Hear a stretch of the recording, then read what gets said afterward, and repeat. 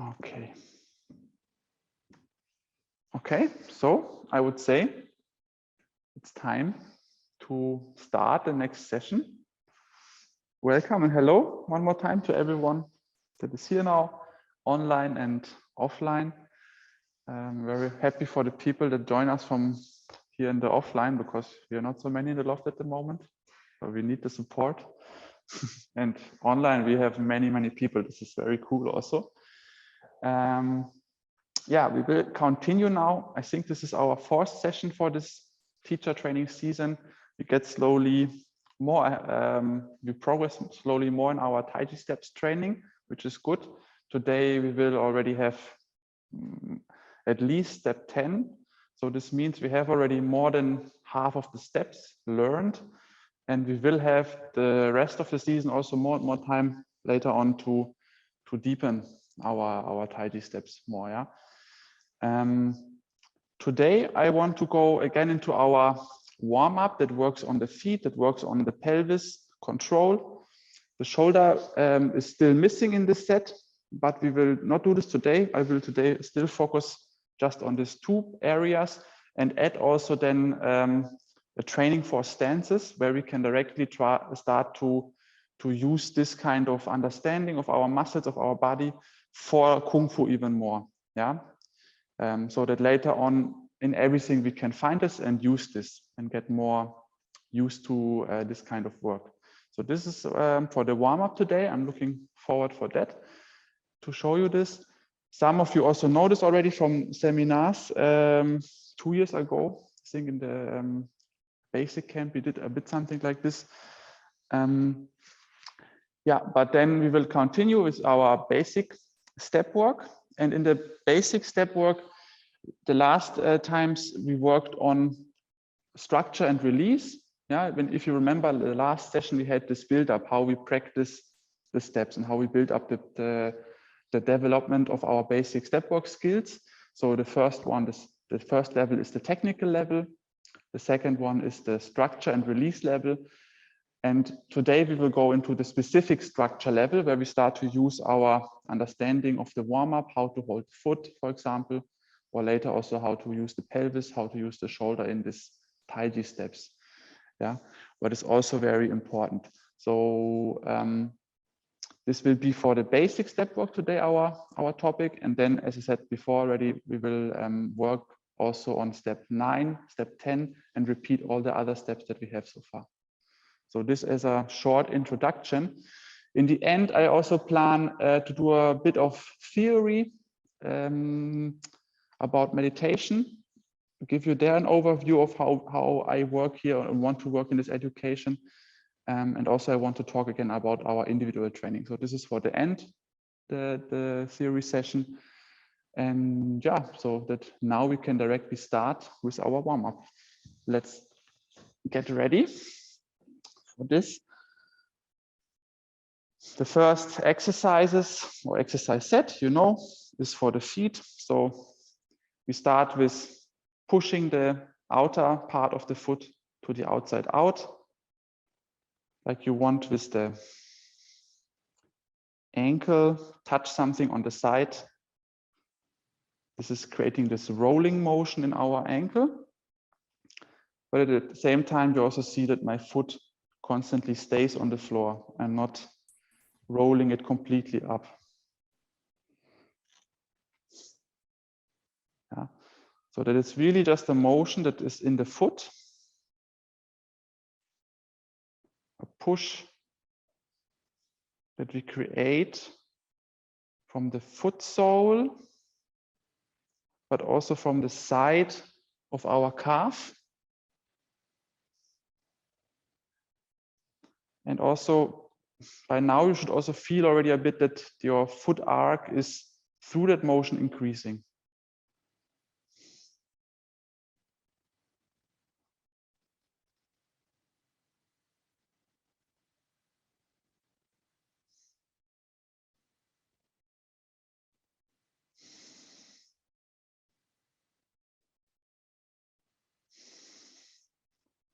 Make a strong motion in the foot, but then you can also, for the rest of the body to warm up through that, See that you release the legs, see that you release the hip joints, your spine, you stand relaxed.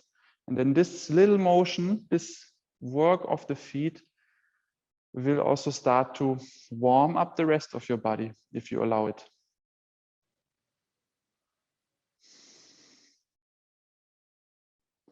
Then we do the inner exercise, pushing the inside of the foot into the floor. Remember again, the ball of the foot, the inside. Always now foot by foot, exchanging, lifting and pressing down. Then change, lifting, pressing down. Also here, try not to shift the weight or something, but really see that it's an isolated motion.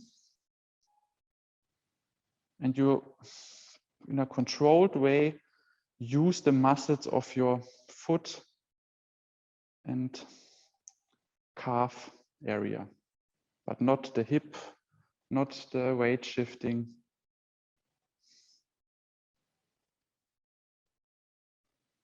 And also the lifting is a good exercise here that you learn, okay, I can also pull it up, the opposite motion, and then boom, I push down.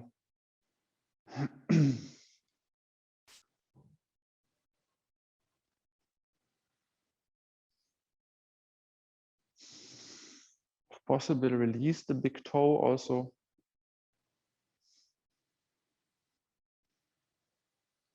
The rest of the foot in the moment of the push should stay on the floor. If you feel the inner part of the foot lifting up, this is good, but the rest you don't want to lift up in any way.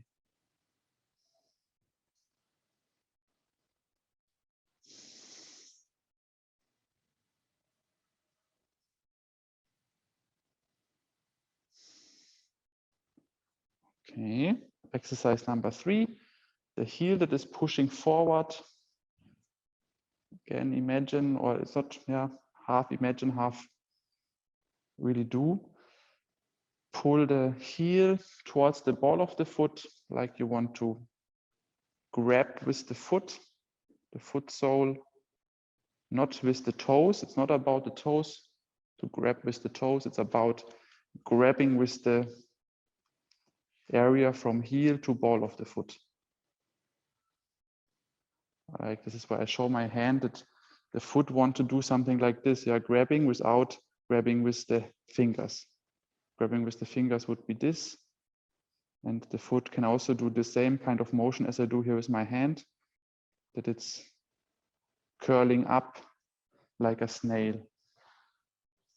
Also this we do with both of our feet at the same time. We feel how this makes us almost lift up a bit, getting a bit taller. And when we release, how the foot is dropping back to the floor.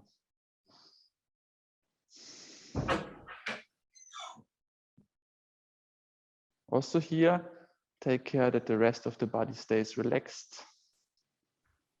You can feel the movement of the foot in your hip joint, knee joint, spine, but it's not, you don't try to do anything there with this. You feel it because you release.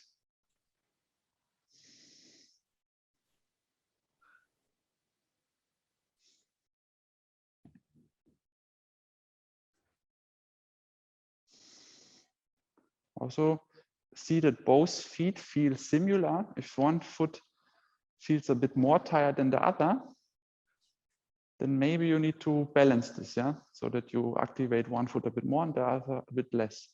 So both feet also feel a similar tired, similar having the same amount of strength.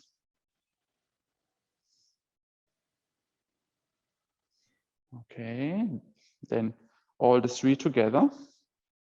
Out, in, forward. Hold. And while you're holding, you try to, again, consciously release the pelvis, consciously sit with the spine, and then when you release, from even more.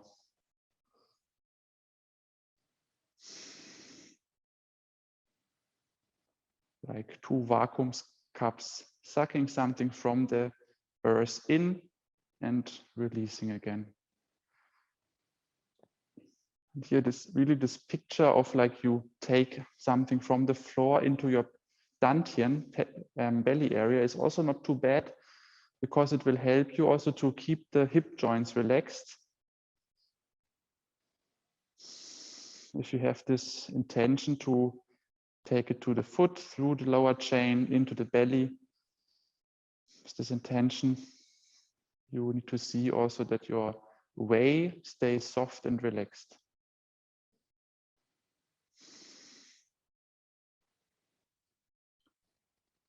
With this softness and this footwork, you can later also see more and more how the foot, how much it is involved in the positioning, in the muscle usage of the rest of the chain, of the knee and hip joint, of how your spine is standing. The foot plays a key role in there. Like in physiotherapy, this is common knowledge. They work with this a lot. And we can here really experience this also through this work and through this softness and observation skills that we build up in our training.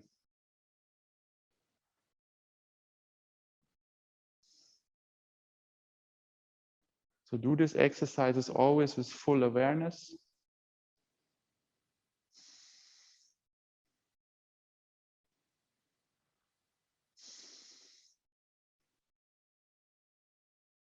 Then release the foot, circle. Can someone close the door for a moment? Thank you. Both directions, yeah. And then also the other foot, of course.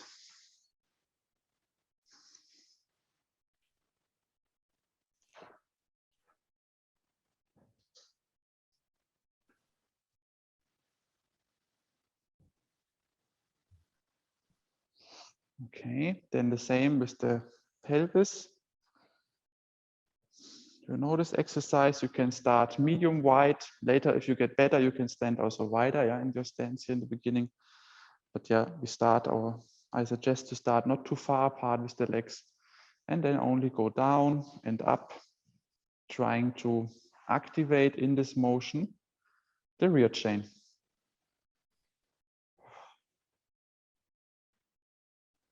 Again, for the understanding, when I pull myself down, it's the muscle that I feel when I lift my heel up. I can feel this muscle that is on the back of the foot, goes over the knee joint with the role of bending your knee. And when I go up, I use the muscles that I activate when I want to push my pelvis to the front. And like as if I want to push my hip joints forward out of the pelvis. And this is the muscle group we use to go up.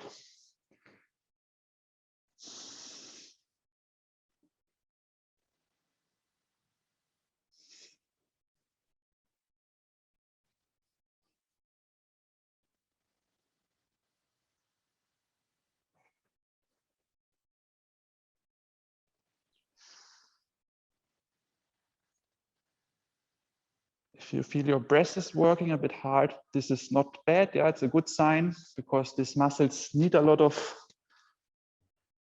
effort to be activated. They can change the way you breathe a bit, but also try not to cram too much with your breath.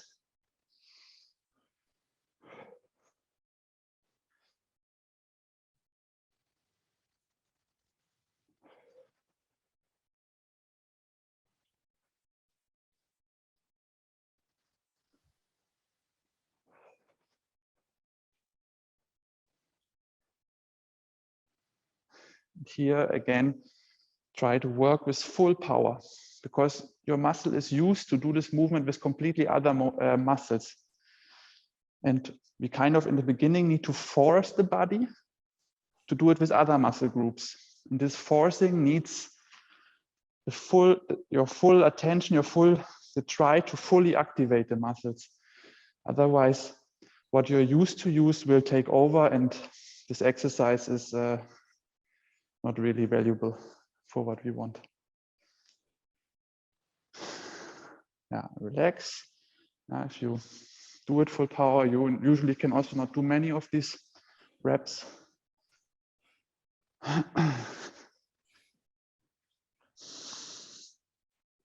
Then go now a bit more far apart as before, and go medium low. Okay, don't need to be all the way down. And now you play in medium low to a bit higher and down again. Up, down, up, down. Take care that your toes look forward while you do that you have a nice Mabu position. And try to learn to activate these muscles now from before, from the full motion, in a less full motion, in an angle that is even harder to activate them, but in an angle that we need to later be able to activate it also in our stances.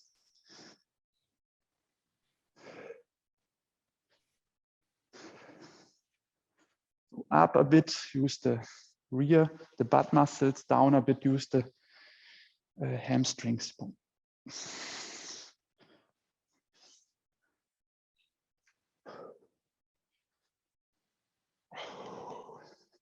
And release. There you get also very fast, very warm. You can circle here and throw.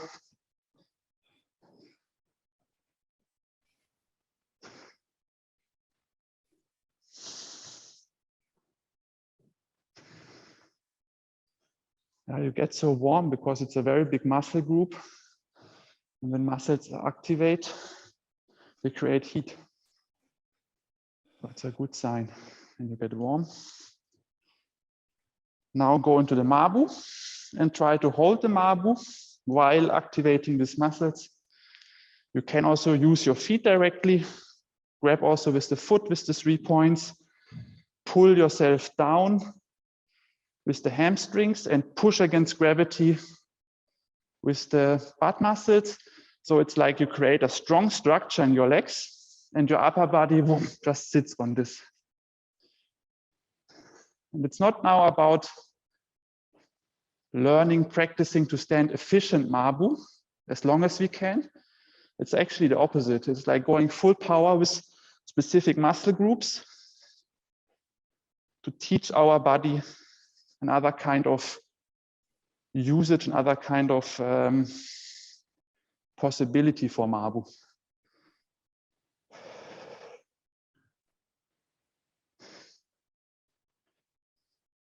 Also here, see that both sides feel similar. If one side feels more, try to activate the other side a bit more. And come up. Very nice. Then you can direct it in the releasing. Use the rotation exercise for the pelvis. Pulling with the inner part of our leg, the pelvis to one side. Muscles that go from the pelvis to the inside of the legs.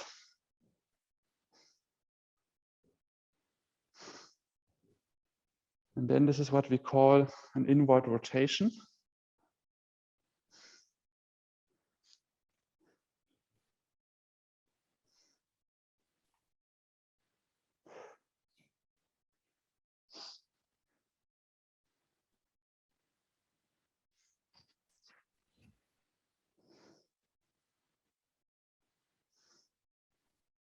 And every pelvis rotation is basically an inward and outside rotation of the hip joint.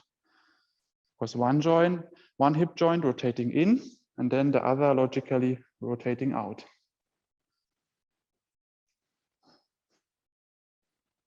This is why this exercise is also so important, because you learn actually how to rotate really your pelvis. Because usually you're not using both axes to create this motion, but you use sometimes from the knees, from the weight shifting, sometimes one muscle group. But to harmonize it, you need both. And this is why we do now the opposite side, the pushing, the outward rotation. So I use again my gluteus muscle that is contracting and pushing my pelvis to the front. Contracting, pushing my pelvis on one side to the front. And also this is creating a rotation.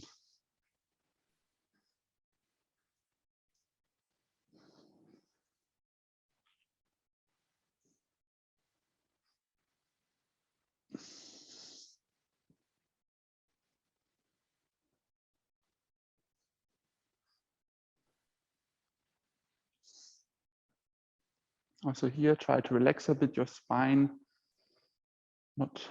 Don't go into a hyper arch of your lower back.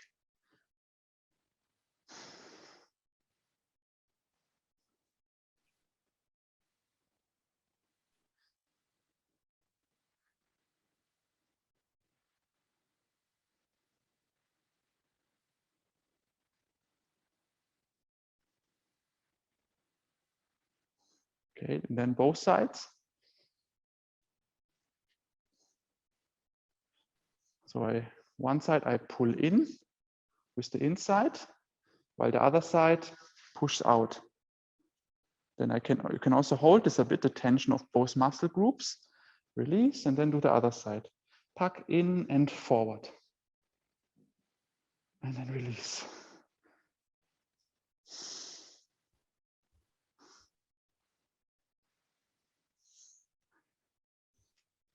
And if you balance this good, it will also help you that your knees are not pulling to one side. Yeah, that you rotate your pelvis and suddenly I rotate or pull from one muscle group too much, that suddenly my knee is pulling with. But if you do it in a balanced and correct way, it will help you to stabilize, especially the side that you're rotating to the middle, so that the knee shows still the same direction of your toes.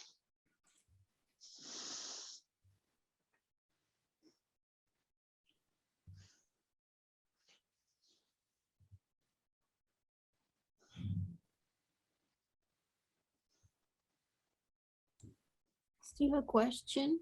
Yeah, please. I don't understand the difference between this one and the exercise before. We did now so far 3 exercises, right? Mm-hmm. One was I used the muscles that are from the inside my leg, go to the pelvis. And with this, when I contract these muscles, I can create a rotation motion because here the muscle lies here. Now I contract it, it gets shorter. So my pelvis rotates to this muscle, right? Yeah. Then I can use the same on the same side, the back side of my pelvis, and push this. Yeah. And now I rotate forward. Yeah, so one time I rotate my pelvis to this side by using the inside muscle. And one time I rotate by pushing from the outside here, rotate the pelvis to the other side. Okay. And now if you use both, you can always use both. I can use the forward pushing muscle on one side and the inward pulling muscle on the other side. Okay. And then I create with these both muscle groups the same motion, but activate and balance these two. Yeah, it's tricky, but with the time, this becomes also normal and easy. I also explained this, I think, 2 sessions before, quite detailed. Okay. I think I wasn't aware that. You can always feel like free to research this a bit again, and sometimes helps also to look at twice to digest it, and then yeah. Okay, thank you. Yeah, no problem. Okay, very nice. From here, I want now directly to go into the stances. Now we start with the stances higher, so it's easier, okay, for the beginning. And for now, let's just look on our pelvis, the pelvis muscles, and mainly focus on the rear chain, okay? So we go into Mabu and we try to hold these muscles. Stay medium high, don't have to be too low. You activate this.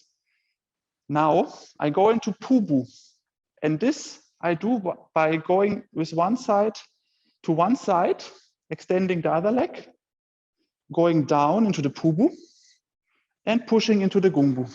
Boom. Yeah, very basic change. Then I go correct my feet, and I'm back in Mabu and go down again. Now I do the same to the other side. I go to one side, I go down, I shift and go to Gumbu. Let's do just this first. Very basic, that you have the basic drill. I turn myself to the back with you, so you can follow also the sides if you want. So I open a bit to the right, sink to the right down, Pubu. Then I open my left foot, push into Gumbu. Then I turn my right foot, shift the weight, close the left foot, and sink back into Mabu. Left foot opens, shift to the left, go down. Right foot opens, shift to the right, turn the left foot, Gumbu. Left foot opens, shift, right foot close, Mabu. Then again, right, right down. Left, shift to the left. Right foot opens, shift, left foot close, sink. Left foot opens, shift, sink, right foot opens, shift, turn the left foot. So the heel pushes back. Then again, I start with the left foot, open, shift, close the right foot. Down, open the right foot, shift, down, open the left foot, shift, close the right foot. Open the right foot, shift, close the left foot, down. And so, Pubu. So, Gumbu. So, Mabu. So, Pubu to the right. So, Gumbu to the left. So, Mabu. So, Pubu to the left. So, Gumbu to the right. So, Mabu to the middle. Yeah, very basic Kung Fu drill is this here. Couple of more times.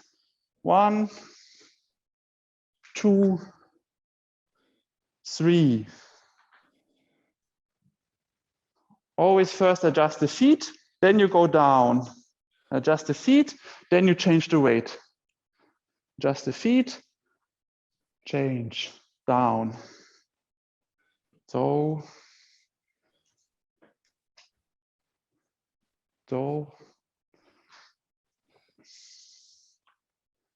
And now we do the same. We go to the right side again and activate the muscle group from before. First the gluteus, then the hamstring. And now when I shift to the Gumbu, to the Pubu, I activate also the rotation muscles of my pelvis to hold myself into the right position. Then I open and pull myself, especially now with the inward rotation muscles, to the Gumbu. And back to the middle, down, to the left, to the right. Yeah. Keep the butt under tension. Keep the hamstring under tension. Go through this drill while looking at these muscles, how they can create your stances.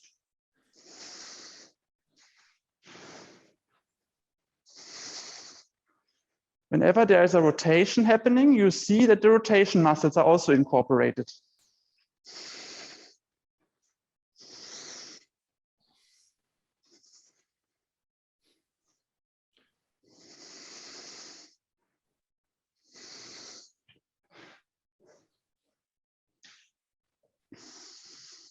Tamar, can you come here? Turn with your back to the camera and keep going and work. There you will sweat now.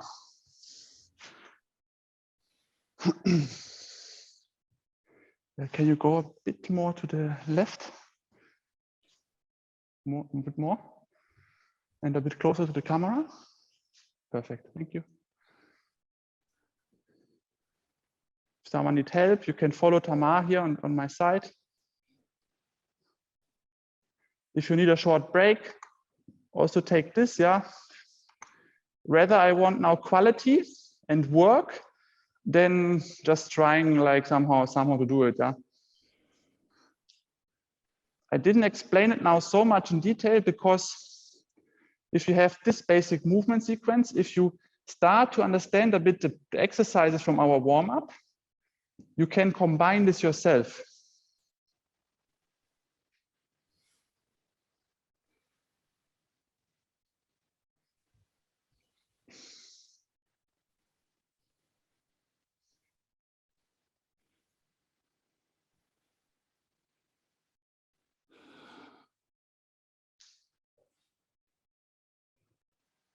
So also go a bit with a researching mindset into this, trying to figure out how can I combine my tools that I learned so far? How can I bring together what I understood so far?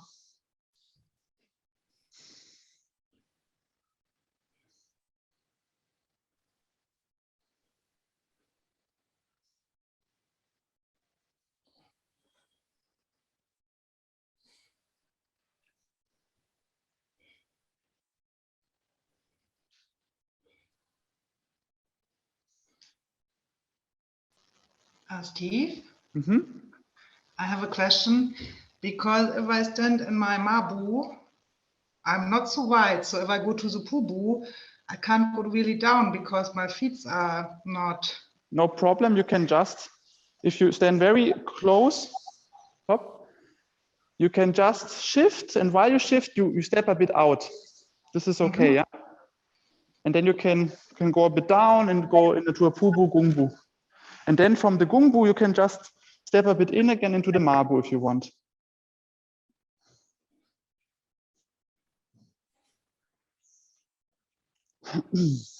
Okay, relax for a moment.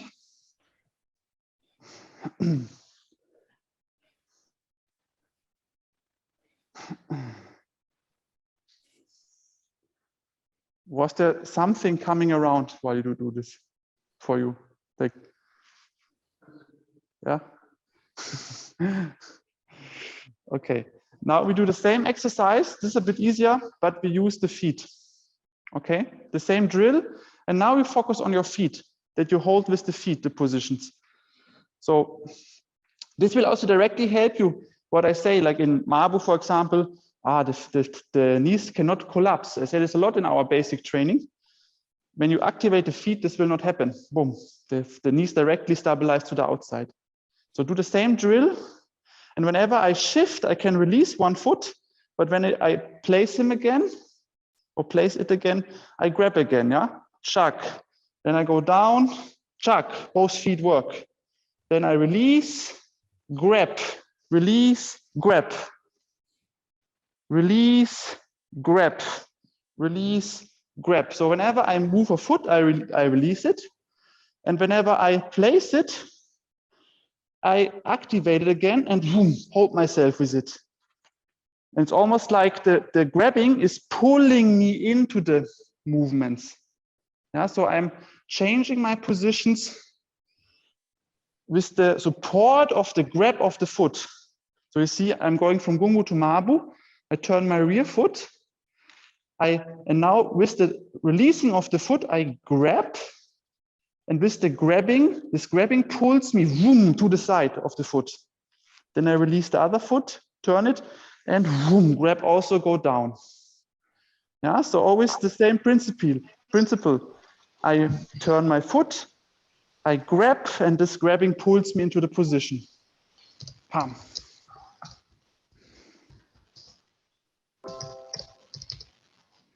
Let's go.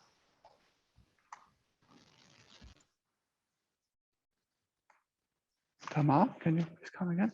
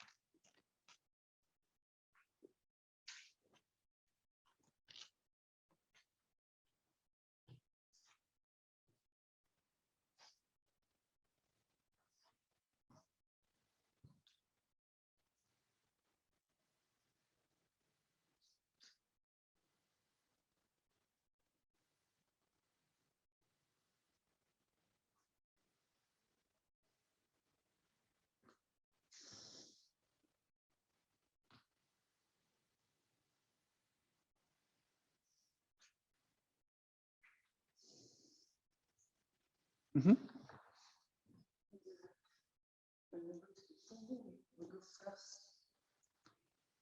Yes, and then you turn. Mhm. Yeah. Mhm. Yeah. Mhm. Exactly. Yeah. Ah, this looks good, the Pubu. Careful.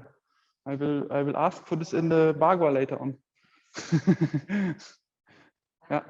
Be careful what stances you show me now, because if the stances are good here, I will also ask for them in your forms. So if you want always to do high stances in your form, like I do, don't do it now low. Hide your good stances.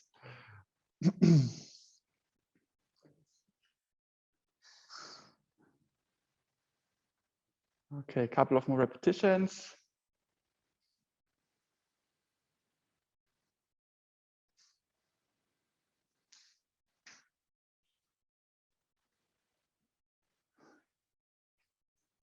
And release. Nice, good.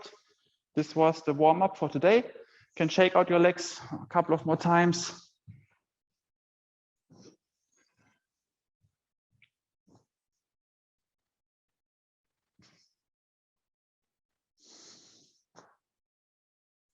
Okay.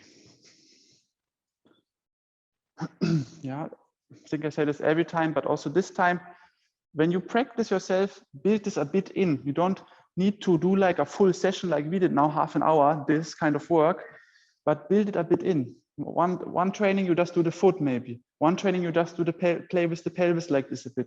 One training, you bring everything in this drill together, yeah?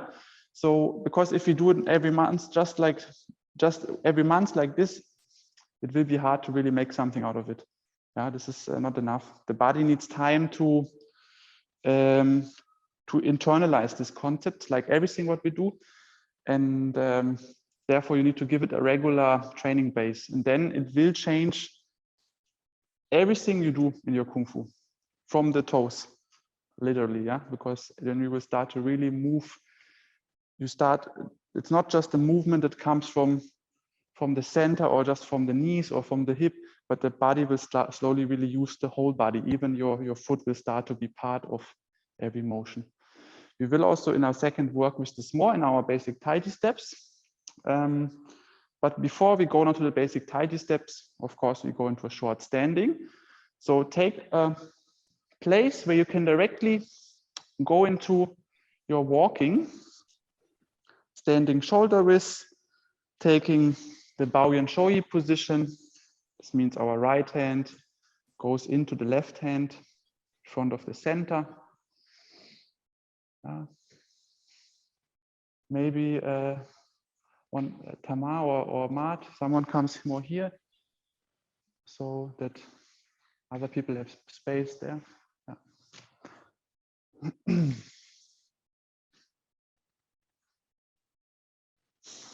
And also as last time, we start to position our body from the floor and release the body then later from head to toe.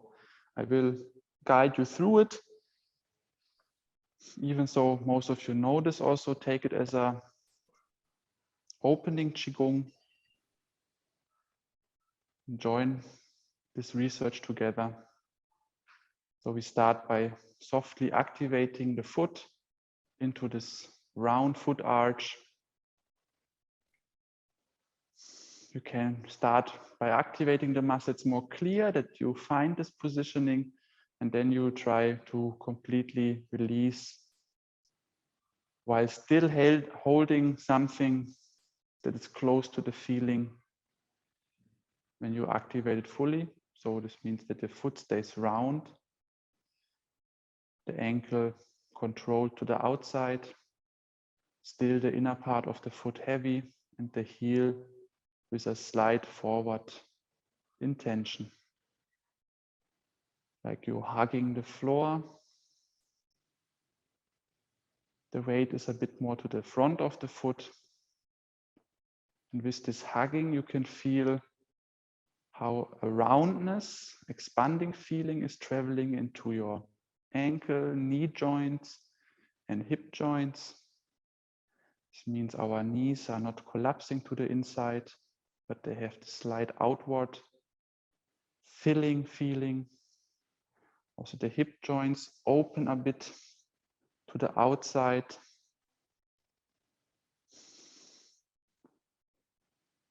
We will sit with our lower back onto the hip joints so that the pelvis is slightly shifting. Lower back is rounding. So that this expanding feeling from the legs goes into our belly, lower back, into the chest or upper back area. So also our upper back gets more round. It travels up the neck into the back of our head. So the back of the head is pulling a bit backward. And then also up to the crown of the head, the highest point. And this point is also pulling into the sky. So we create upwards moving, or an upwards motion from the floor, or an upwards motion supporting structure, because we're not doing actively this, but we're just rounding the body. So the connection and the feeling to the floor can travel up our spine to the head, while the whole body becomes a bridge. Every joint is connecting, rounding, giving the movement on. Backside is considered yang of the body.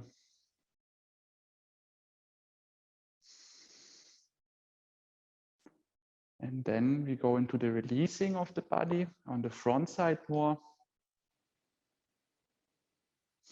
This means that we release from the highest point of the head and drop into the floor, starting with the forehead, the temple, our face muscles, the muscles in the jaw,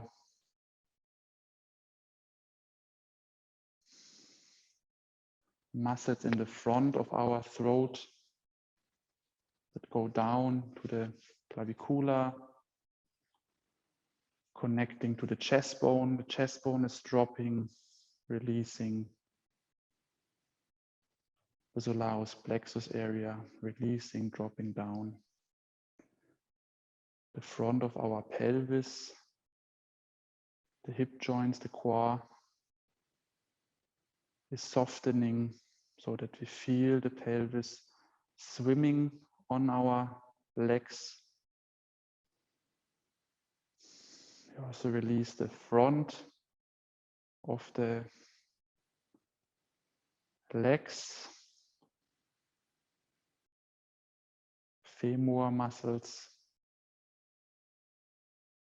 also the inside of our legs.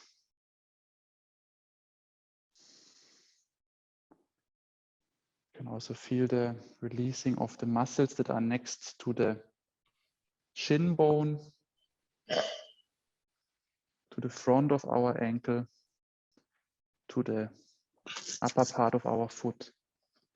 And from the upper part of our foot into the middle point of our foot, the Yongchen point. And from there we also release into the floor.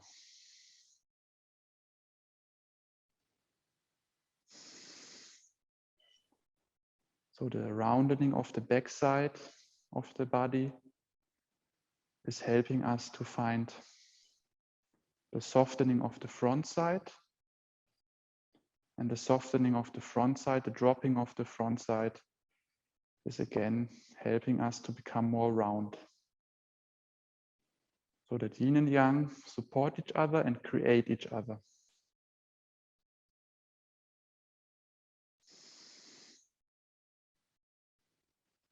So that the back side of the body is soft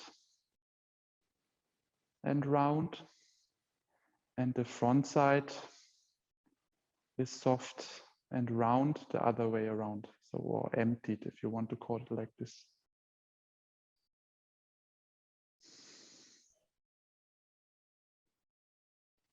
In this circle that we create in our body, we can observe the breath that enters into our roundness, that gives us feedback of how soft we are, how much we relax. We don't want to tell the breath what to do, we just want to watch it.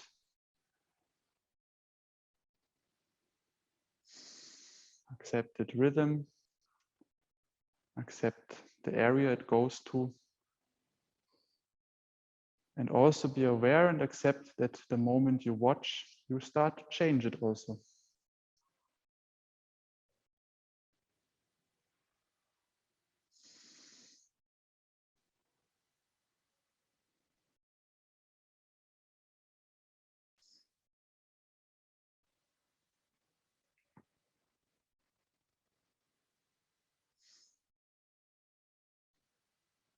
Because of this attribute of our mind, that in the moment it starts to be involved, we start to influence.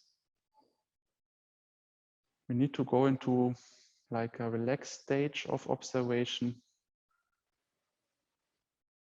like a stage that is allowing the thoughts to still come and go, a stage that has intention, but in a very relaxed way, that is also not fighting if it's not happening or trying to force anything.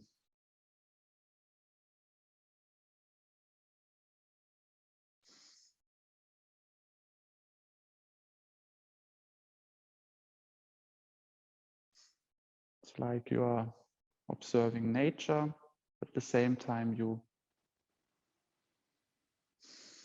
give yourself the space to think, to be, to watch whatever comes else.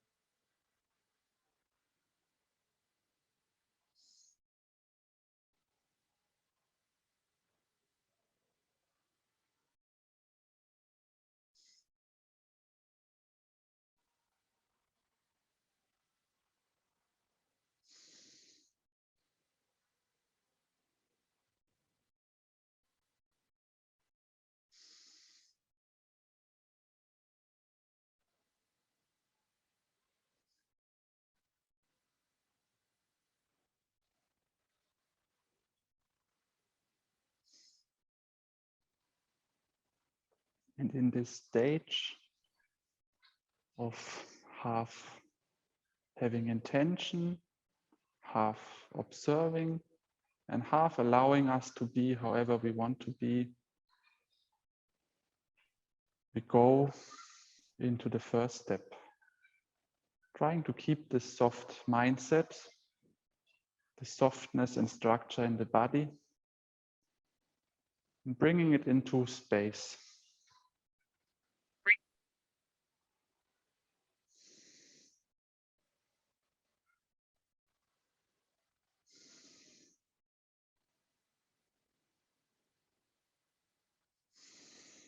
Take your time for every step.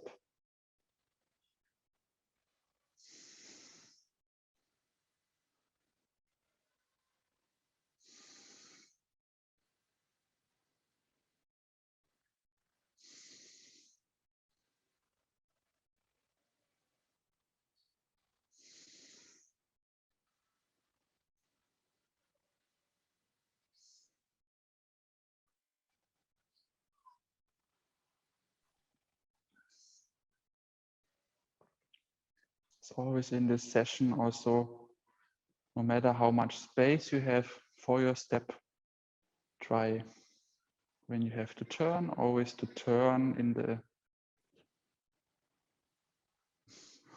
keeping and holding of these principles,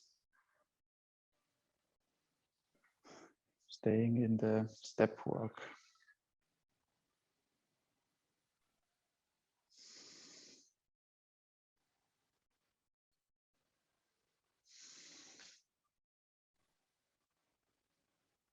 Because the work that we started in standing is a specific meditation work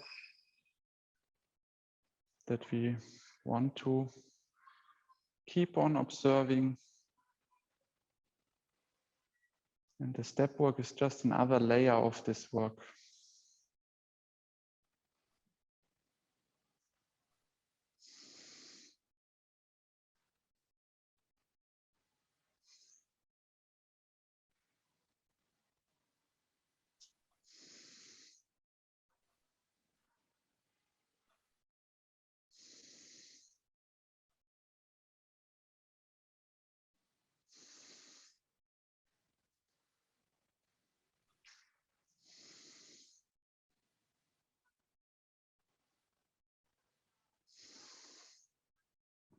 So during the whole step work, stay aware of your breath.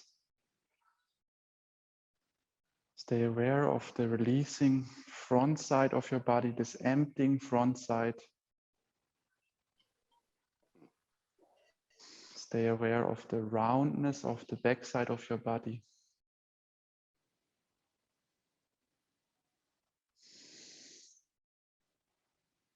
Be interested in how these things change with every moment of the step, with every positioning of the step.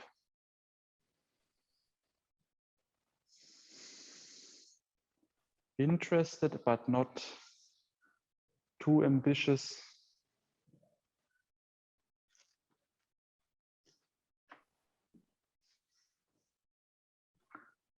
Without too much trying to accomplish anything. Because in the moment you bring in your will, your ambition in this kind of meditation, you will close it. You will close one door. This is why today I emphasize so much this in-between stage of trying, of putting intention, but also of allowing yourself to not to try too much.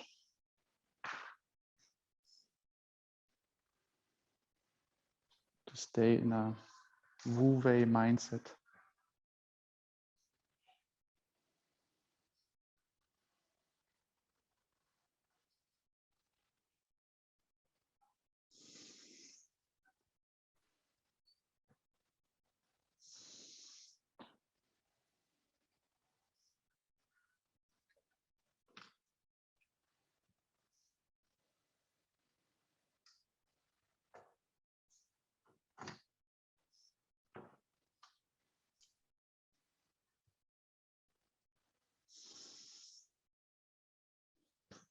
So here now we invite the breath into our belly area.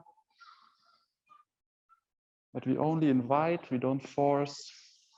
If it want to go there, it goes there. If not, not.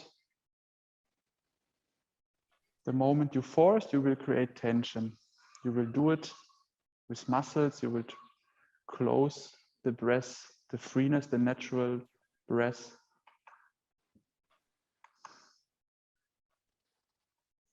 But if you stay in this in-between of observing, inviting, and also not trying too much, the breath can find itself its ways and progress in its own speed.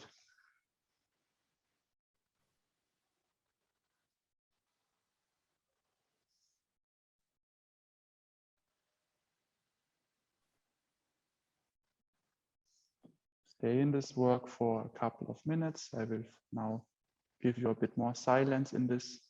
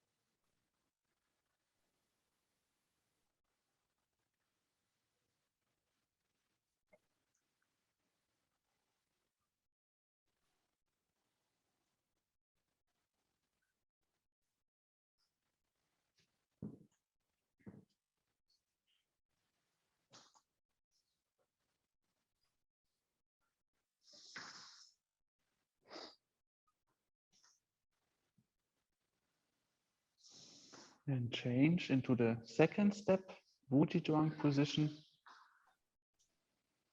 And here now we start to work on the specific structure. This means the same technique, but then in the moment we roll the front foot down, we start softly to grab also with the foot the floor. pull ourselves into the Gumbu, and when the rear foot arrives, we also activate the rear foot with this 3 directions. Then you roll the rear foot, you release the front foot. The moment the weight goes to the front foot, the foot is completely relaxed. And then again, with rolling the front foot, you start to grab the front foot, pull yourself with the foot into the Gumbu, and in the end, you also activate softly the rear foot. So you have this Gumbu with both feet active, and then with the rolling, you release again.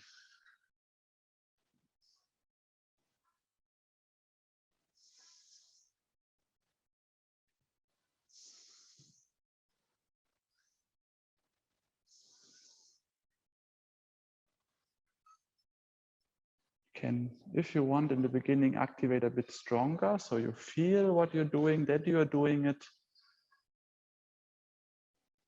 Break a bit the softness of your body that we had in the step work before. But then also, step by step, see how you can reduce it again. And this grabbing of the feet will give you this uprising feeling, and also maybe elevate your pelvis a bit. The moment you activate, see that you release the pelvis clearly. Just the feet, that the feet activate, but the pelvis and lower back balance by releasing and dropping even more.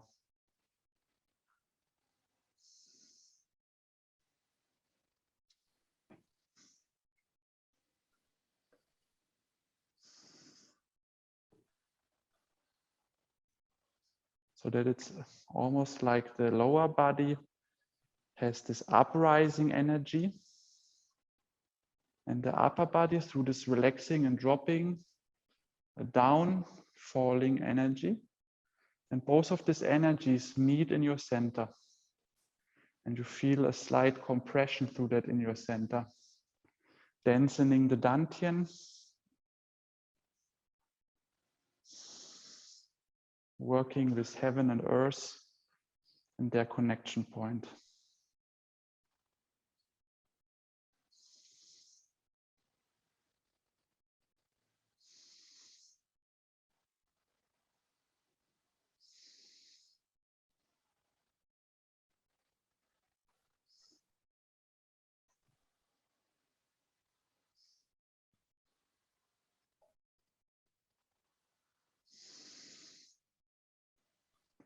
So also feel free to stay even a bit longer in the Gumbu. Also the activation of the rear foot in the end, after you turn the foot, helps you to keep the rear foot rooted into the floor. Yeah, because often in this Gumbu we tend to bring all the weight forward, and then the rear foot is just placed, but not anymore connecting. This is for application, but also for energetical work, not very good. But this activation of the rear foot here can help you also to connect with the floor and keep also the rear foot very deep rooted and heavy, even so there is no weight or not so much weight on it anymore.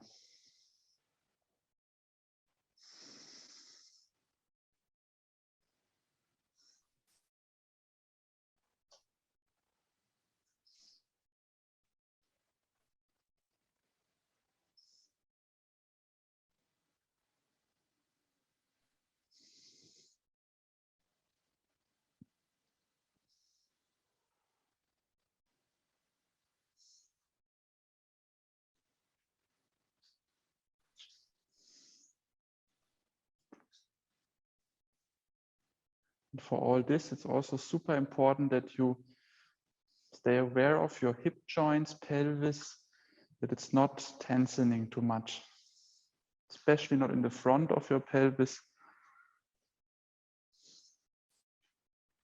so that the feet activate, rounding, but the pelvis is not through that tensioning, but more doing the opposite, even releasing more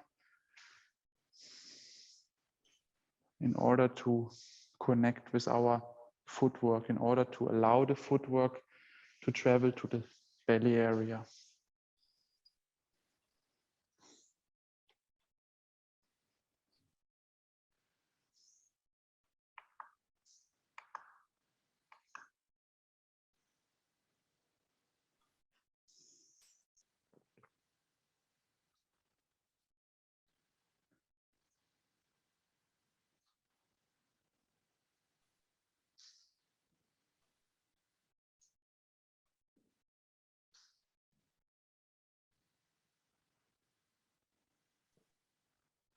If your feet get very tired, it is, or it can be a sign that you're doing a bit too much of tension, which is okay for today, for the next period also if this happens. But it is also for you like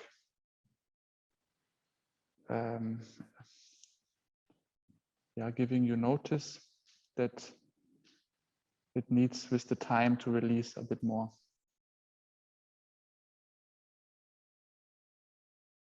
But for today, it's also good because then you know that you're actually doing it.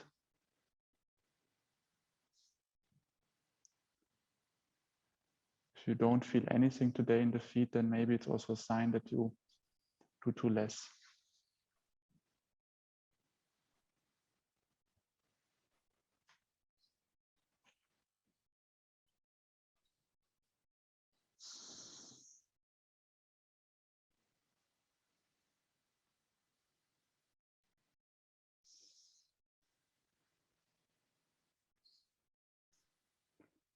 We stay in the same work, but we add now the third hand, Hunyan Drang.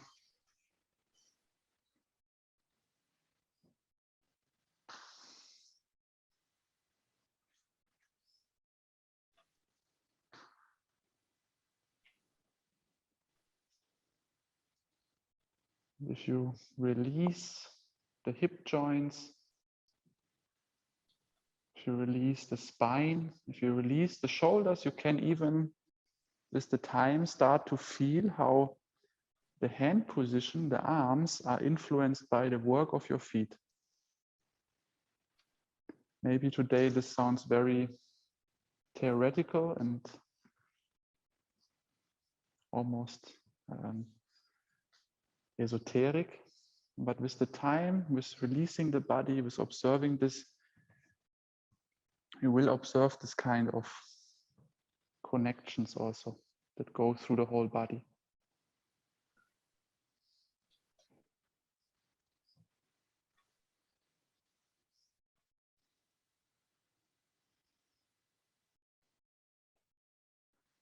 Beugt das Vorderknie ein bisschen mehr, genau. Ja.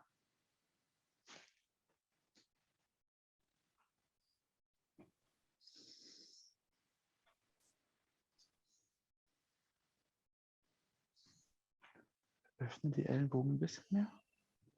Ein bisschen höher kommen, genau.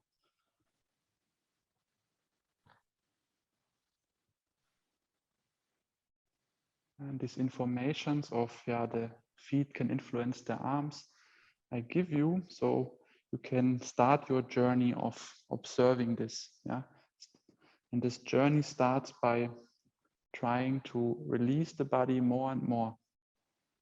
With every step, you activate the foot and release the rest of the body more, and listen with your body what the movement of the feet is doing in it.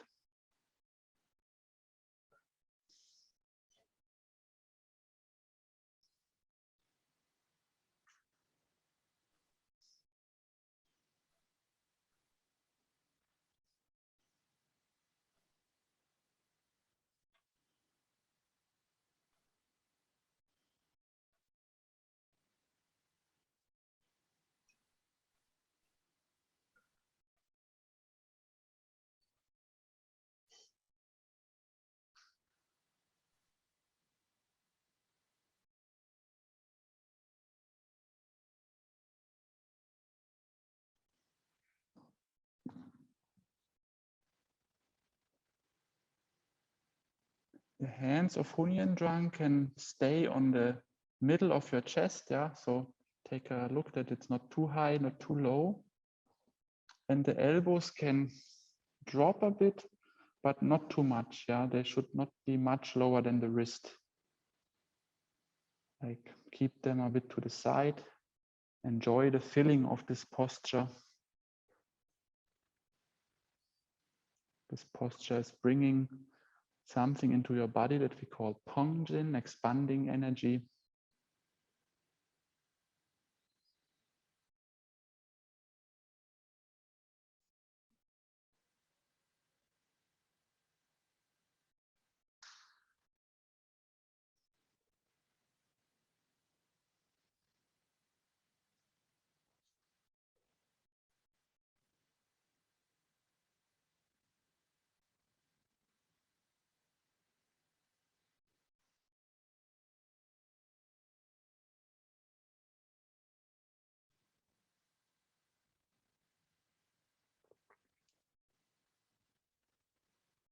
And then without taking the arms down, without stopping your step work, you turn the hands one time into Yin Hunyan Drang. So that we went through step 1, 2, 3, and 4. Also here, remember to completely rotate the hands. Feel maybe a stretching in the shoulder blade so that you have a spiral position in your arms and the elbows are quite high. Still you release the shoulders and let the arms drop into the structure that you created.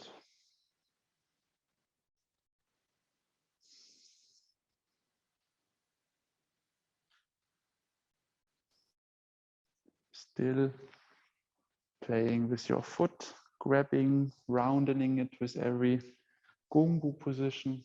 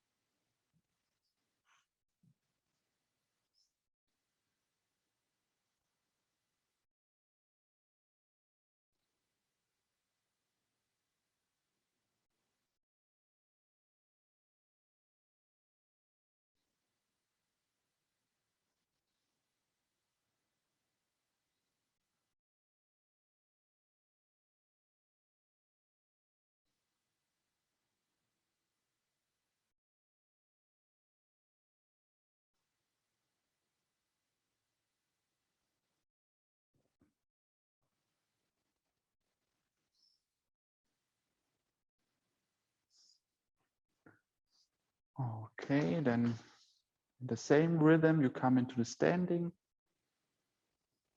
Release the arms to the side. Release the feet completely again.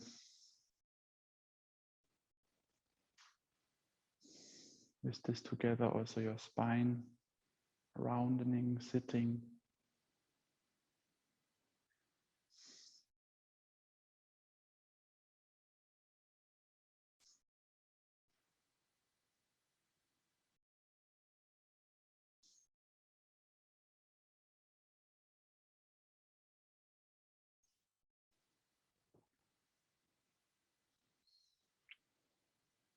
And then with a soft grab of the foot, you initiate the upward motion of the arms.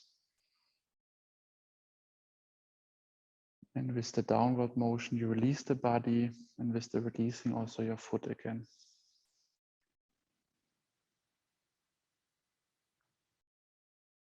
Three times.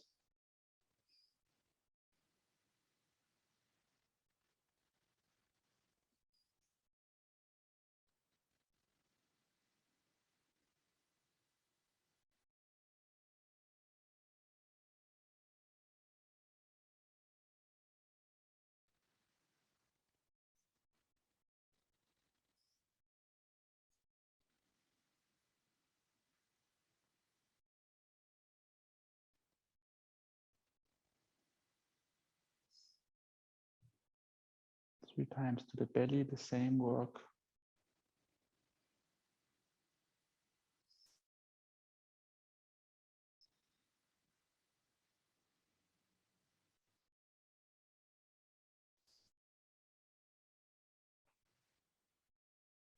Massaging the belly.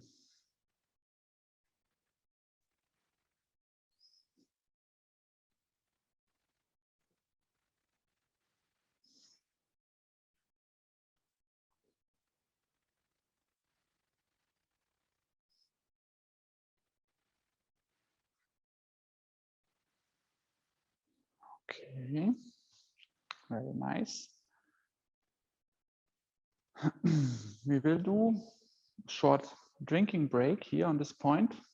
7 minutes, drink something, release a bit, digest the first Qigong session. And then we come with a fresh mind into our new steps for today. Yeah, step 9, step 10. So I will tell you a time. Latest we start. Yeah, perfect. 5:30. Yeah, we continue with our steps. So see you in a second. Slowly come back to your screen.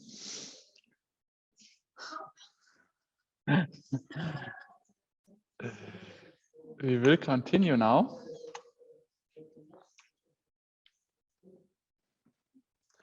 And as always, I want first to start our step in standing, so we can really focus on the arm motion before we bring it into step work. Step number 9, one of my favorite steps. Last time I said this, someone told me I say it about every step, but I still wanted to say it now. So it starts in this G position. Yeah, so we have this arm here, a bit under the shoulder, creating a 90-degree angle with our elbow and pushing out while the side of the arm is leading. Yeah, so you're not turning it like this, but the side of the arm is leading. I have a fist, while the other hand is leaning with a low elbow onto our forearm wrist area. Yeah, here. And you see here, I'm holding with my basic joints this area, not with the fingertips. Yeah, because if I push like this, I don't have any power. I will bend my fingers. But if I use here the lower part of the fingers, I can use the whole hand to push. So this is the beginning position, one high elbow, one low elbow. From here now, my hands release. The closed hand is opening and going to the front. I have now my rear arm looking up and my front arm looking down. And with this position, I pull to my center. Then both hands turn to the floor and I go to the other side into Pong. This means both of my elbows are round, the palms look down and a bit to the inside. I go to shoulder level, and then my front hand is turning with the hand up, and my rear hand is turning with the hand away from me.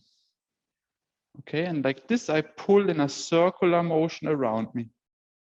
In the circular motion, my hands start to meet. And now I push into the other direction. My hands changed. Yeah. So let's do one more time the other side that we started with.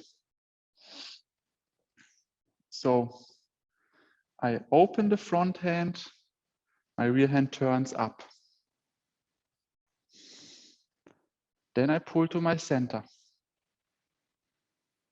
Then both hands turn to the floor and wrist, elbow roundens. So I'm not too long here, yeah, like this. Also not too short, round, equally round. Then my front hand turns up, my rear hand turns away. I pull around me. And when I reach the other side, the hands meet. Again, I touch my forearm. My palm is still looking up.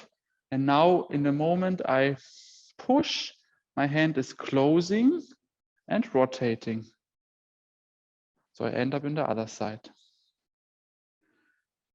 Again, open the front hand, turn the rear hand up. Lü means to pull. Then both of my hands turn to the floor and expand on the other side. Pong. Pong means expanding. Then my rear hand turns, sorry, my front hand turns up, my rear hand turns away from me. Zai, unplugging or plucking. So I circle around. On the other side, my hands meet. And now I push into G, squeezing forward. Lü, Pong,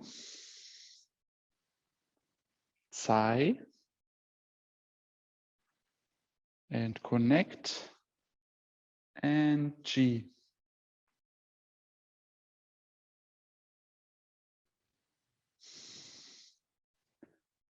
Open the front hand, turn the rear hand, Lü. To the center. From the center, both hands turn, Pong, go up the other side.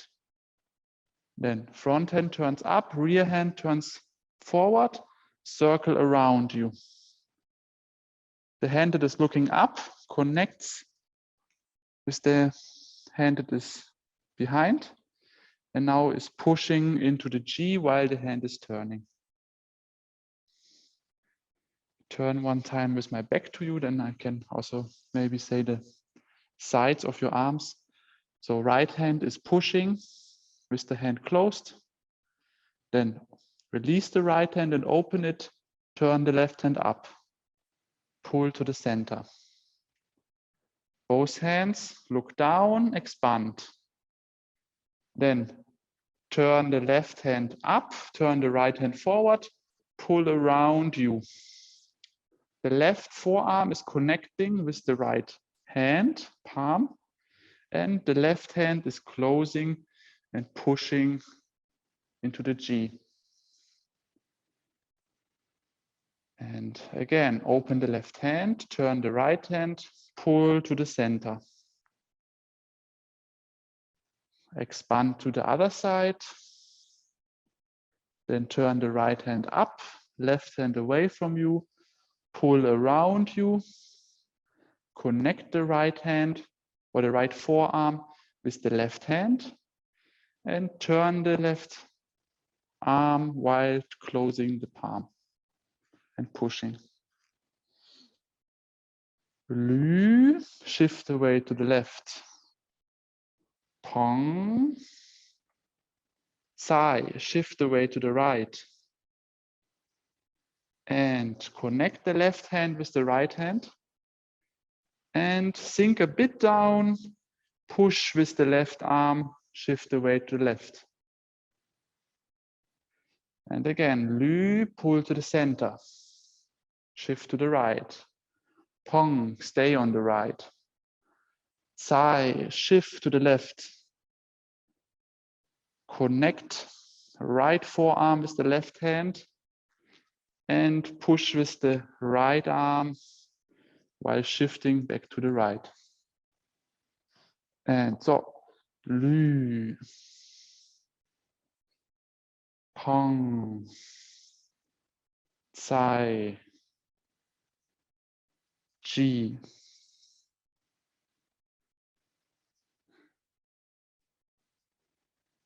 Lü, Pong, Tsai, Ji. The guiding area is my pelvis here. This is why we have here the weight shift and the arms basically following the movement of the pelvis in its circular side to side motion. I keep for now always one heel up while the other foot stays grounded. In the standing exercise, you can also change now if you want after a couple of exchanges, which foot is connected and which is up. It's just important for me now that we have this practice to keep the heel up while shifting the weight from side to side, because this is also how it will be in the step work later.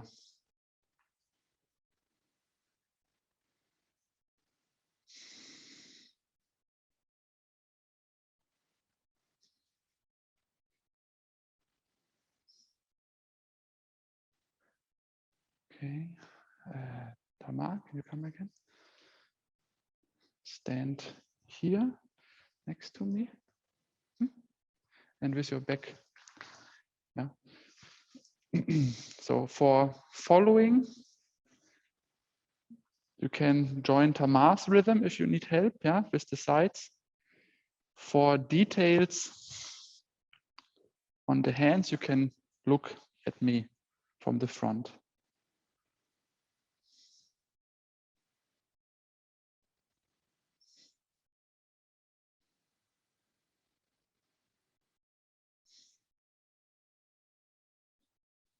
I like this step so much because it is a bit like a willow in the wind. Yeah, like a tree that is like shifting from side to side, and the branches, the arms follow in a harmonic way.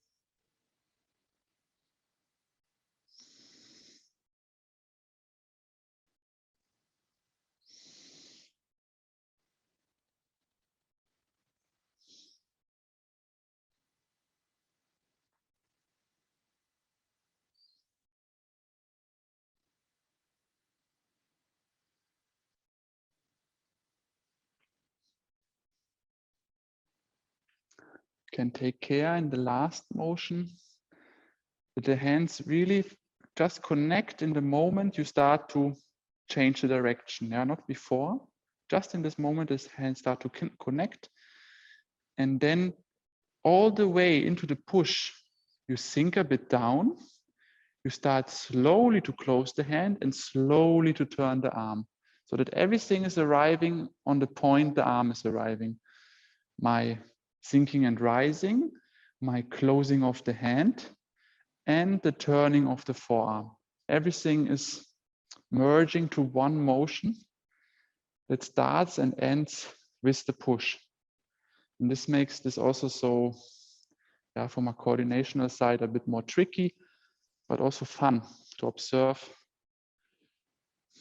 How can I time this 3 different details with each other into one motion?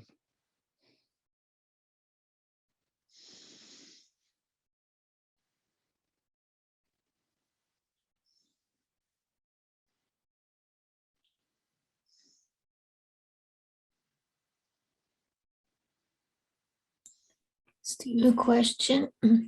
Please. Is the closing of the fist at the end also gradual? Exactly, yeah. So in the moment I start to push, I slowly close my hand, close, close, close, close, close, close, close. And only in the very end, it's really completely closed. Okay. Yeah. Meanwhile, take also care that your stance stays always the same in the Genbu position. Yeah, this means not too far apart with the legs, opening the knee a bit to the other side, keeping the heel up and sitting onto the position with your pelvis. So don't come up and down now in this exercise. Yeah, stay constantly bent in your knees, shifting the pelvis from side to side, keeping the lower back round and heavy in your center area. Your lower body are like the roots of the tree, heavy and no way they come out of the earth. Your upper body is like the trunk, stable, yet flexible, staying aligned, but it's not breaking with the motion. And the arms are very soft and free like the branches and leaves.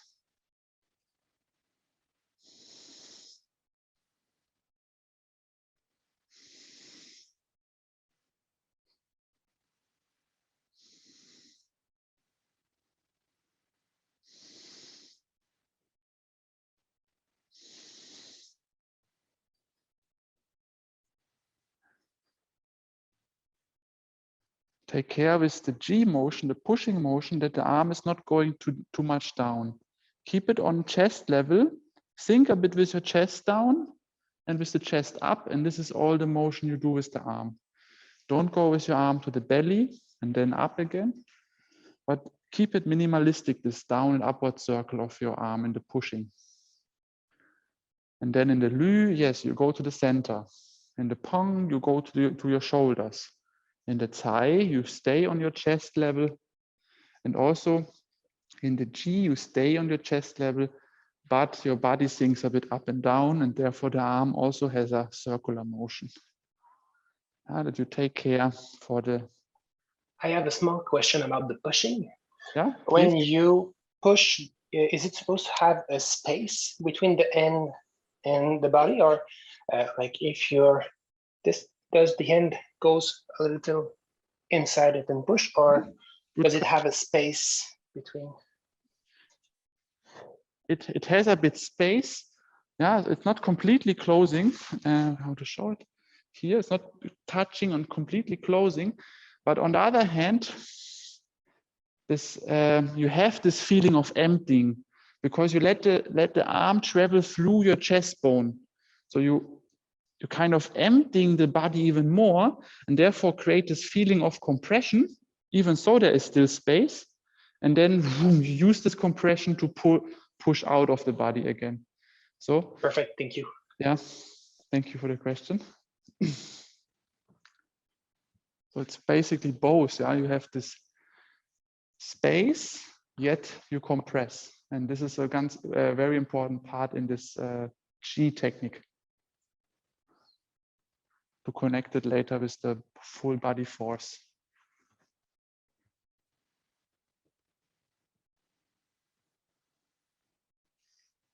Schau, dass du, wenn du hier rüber ziehst, fang nochmal von vorne an, kurz, warte mal, von hier, glaube ich, ne?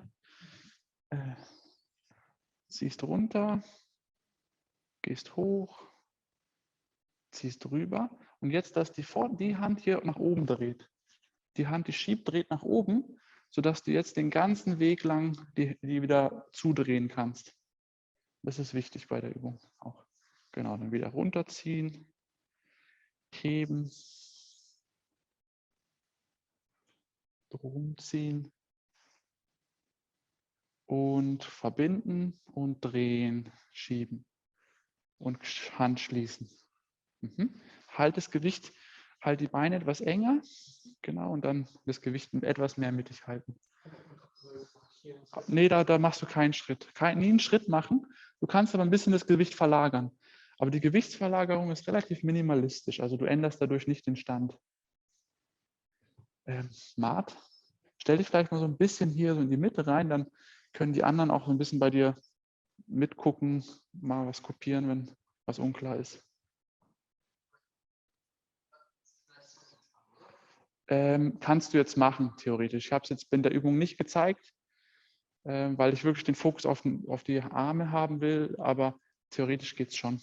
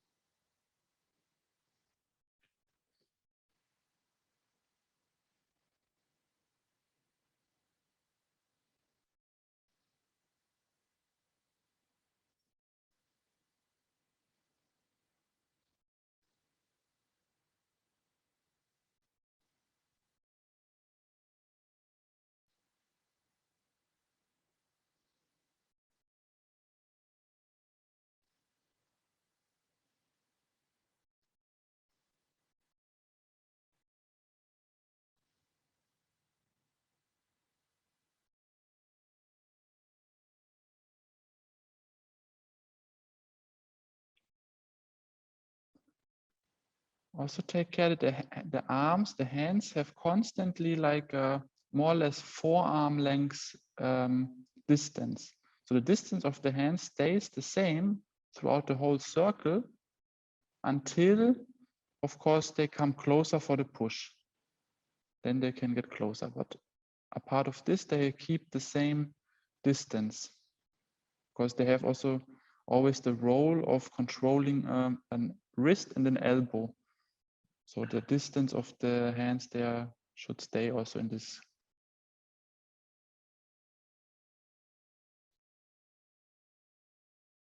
Especially in the Pong, some of you come too close with the hands. Take care that you keep there also the same distance. One question, Steve. Please. Is it right that the arms are basically following a little bit after the hip circles? So for Yes. example, when I go into the Pang, then I'm already starting to turn in the hip while the arms are still going up. Yeah, exactly. There's a delay, but it should not be too obvious. Yeah, if it's getting too much the delay, it can be too much also, but it is there. But it's more something like, it's almost like you don't show it, but you can clearly feel it. Then it's on a good level. Yeah. The question was if the pelvis is a bit advanced of the arms. So this means that it shifts a bit before the arms pull, and this is correct. Yeah.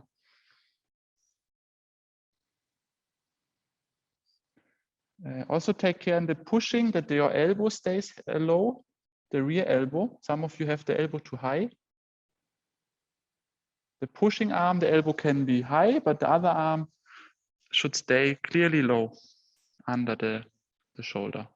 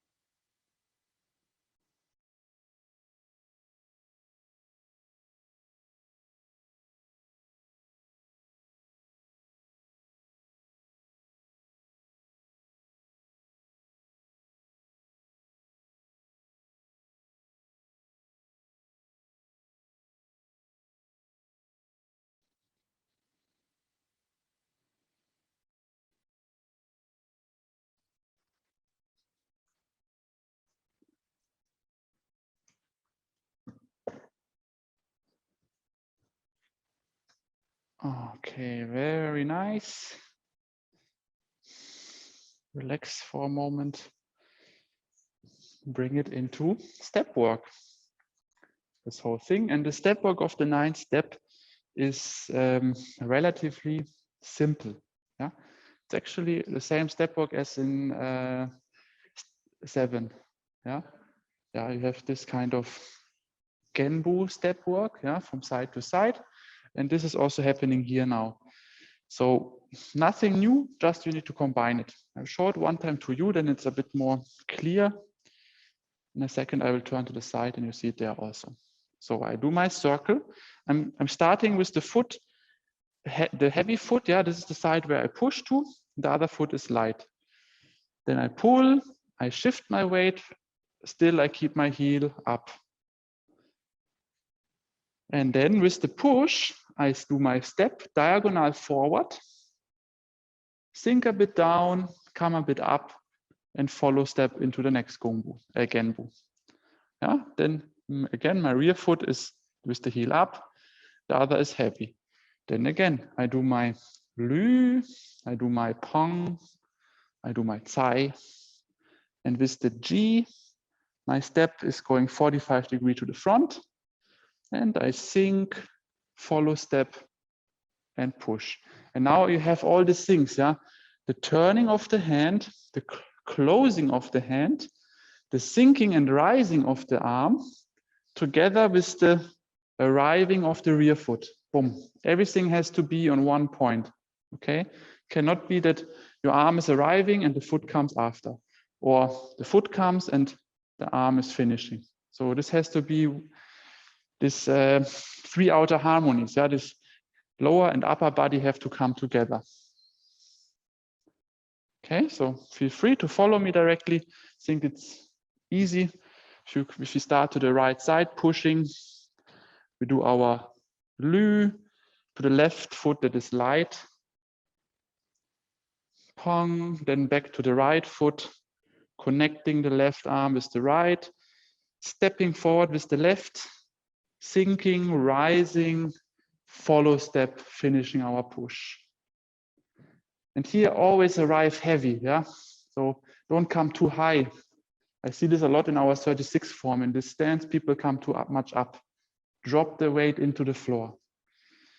And again, Lü, shift, Pong, shift, Zai, and connect, start to step, sink, and follow with the G. Lü, Pong, Zai. And when the arms connect, your foot starts to step. And the G motion is initiating or starting, not initiating.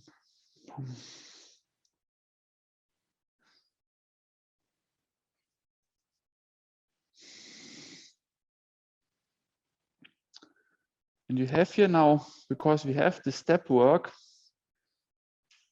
1 second, and you after the Zai motion, you turn clearly now to the right side. Yeah, and then you step with the left, and your pelvis has to follow again to the left side. So before I push to one side, I charge turning to the opposite side.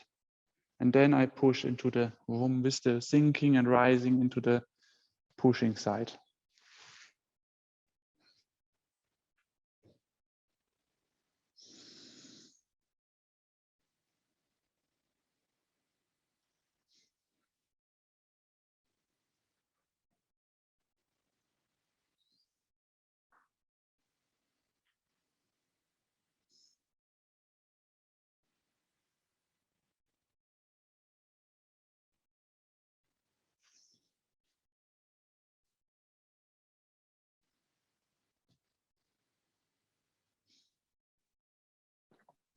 Can you please comment a bit what's going on with your knee when you preparing for the push? It feels like I have tendencies that it's really falling in because I Mhm. take the upper body for charging to the other direction.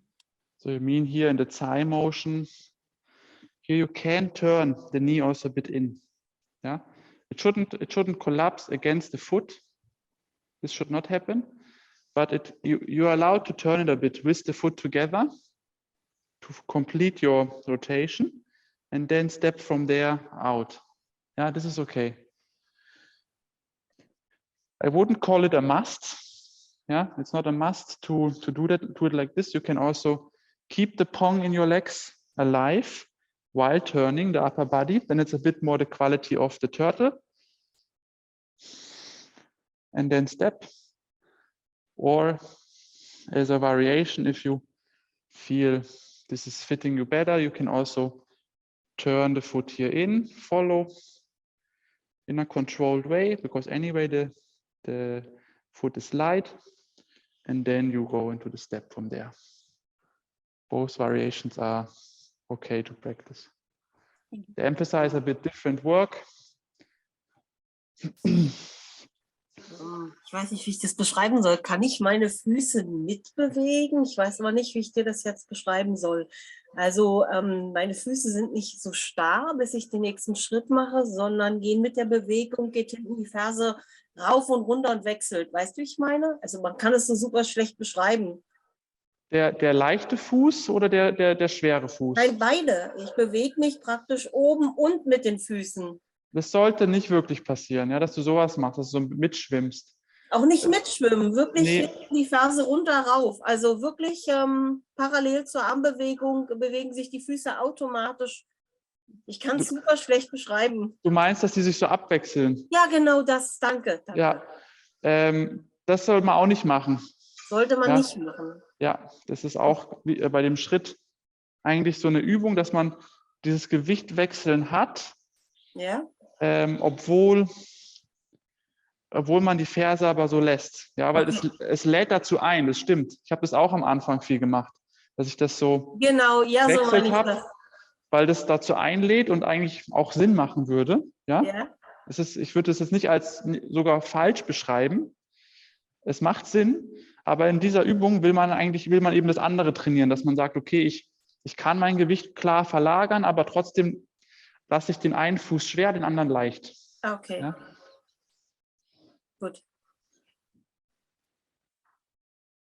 Du sinkst ein bisschen zu tief hier mit dem Arm. Aber okay, deine Frage.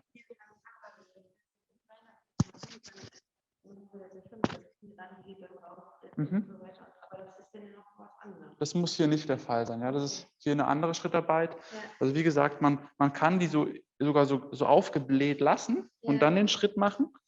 Oder man kann aber auch dann so ein bisschen machen wie im Basisschritt, dass man so sich mitdreht. Dann würde der auch so ein bisschen hier ranziehen und rausgehen wieder. Ja. Aber das ist ein bisschen dir überlassen, ja, wie du das jetzt machen musst. Okay. Nee, ich denke, das ist derselbe Schritt. Ja, nee, ist nicht derselbe Schritt. Ja. Greif nicht mit deinem Daumen hier so drumherum. Ja? Lass den so auf der anderen Seite. Wenn ich hier reingehe, dann noch. Genau, und dann schließ die Hand langsam. Und die Hand kannst du so vom kleinen Finger aus zusammenrollen. Ja?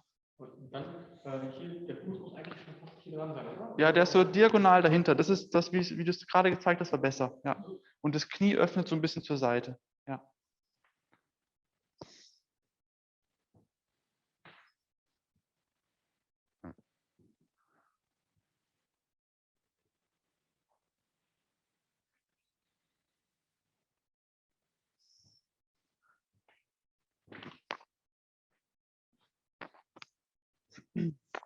Also take care that your circle stays in all dimensions equally big. This means when I circle down to my center, this kind of circle is similar big as the circle I create now when I do the thigh and circle forward and backward. So don't pull like this down and then suddenly go here very far to one side and then maybe too far to the front. Yeah.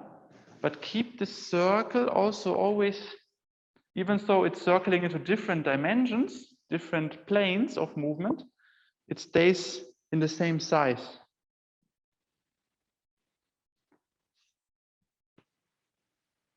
So we always keeping our arms in an area we are powerful around our center. If we overextend the arms too much, we will create, or we will go into positions in which our arms are weak and less connected to the center. By finding the right roundness, our joints stay in our gravity field. Yeah. Like the center has a gravity, and the arms want to stay around this gravity. Stay in its orbit.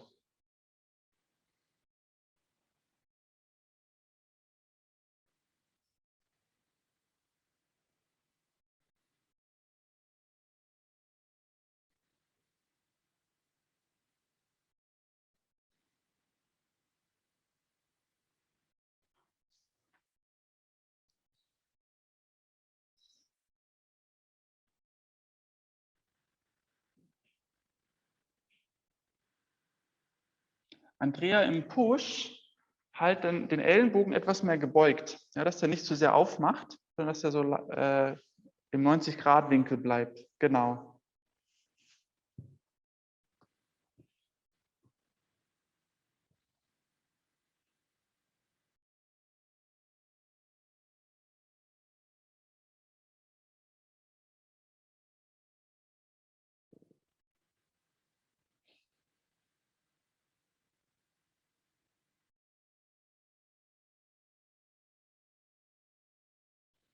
Thilo nimmt den Ellenbogen etwas tiefer beim Pushen, den hinteren. Genau, weil der ging jetzt gerade auch so beim Zai, dann vom Zai so hoch und ist dann so oben geblieben, dass der, nachdem die Hände connecten, direkt sinkt auch. Bumm. Dann kannst du die Kraft von unten noch mehr auf deinen anderen Arm übertragen, im Zentrum auf den Arm.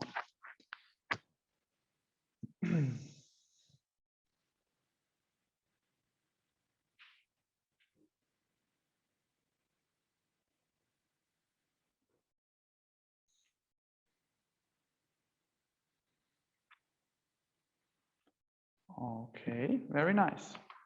I like what I see. Looks almost already professional. Let's go into step number 10. We repeat after also this step again, yeah? But now let's learn first a new one in standing. And it's a bit like a Hunyin Jin cosmic circle session today, because both of these steps have this circular attributes, yeah? Now, the 10th step will be our first backward stepping, because in our Tai Chi stepping system, gradually we add some difficulty. As I explained in the very beginning, we start without much movement, then the arms come a bit higher, more challenging positions, then the movements become a bit more challenging. First, we move in with the 5th step, very in harmony, both sides together. Then in the 7th step, suddenly we have like separation, disconnecting the arms. And now step 10, we suddenly will go and have some backward stepping exercises also. Yeah, but now first in standing, you can keep both feet rooted for now. You have like a diagonal Kong motion to the back, then a Tsai motion, like unrooting, and then like a Lia motion, like splitting motion down, and the splitting motion goes into like a pressing to the center motion, like in Wujizhuang.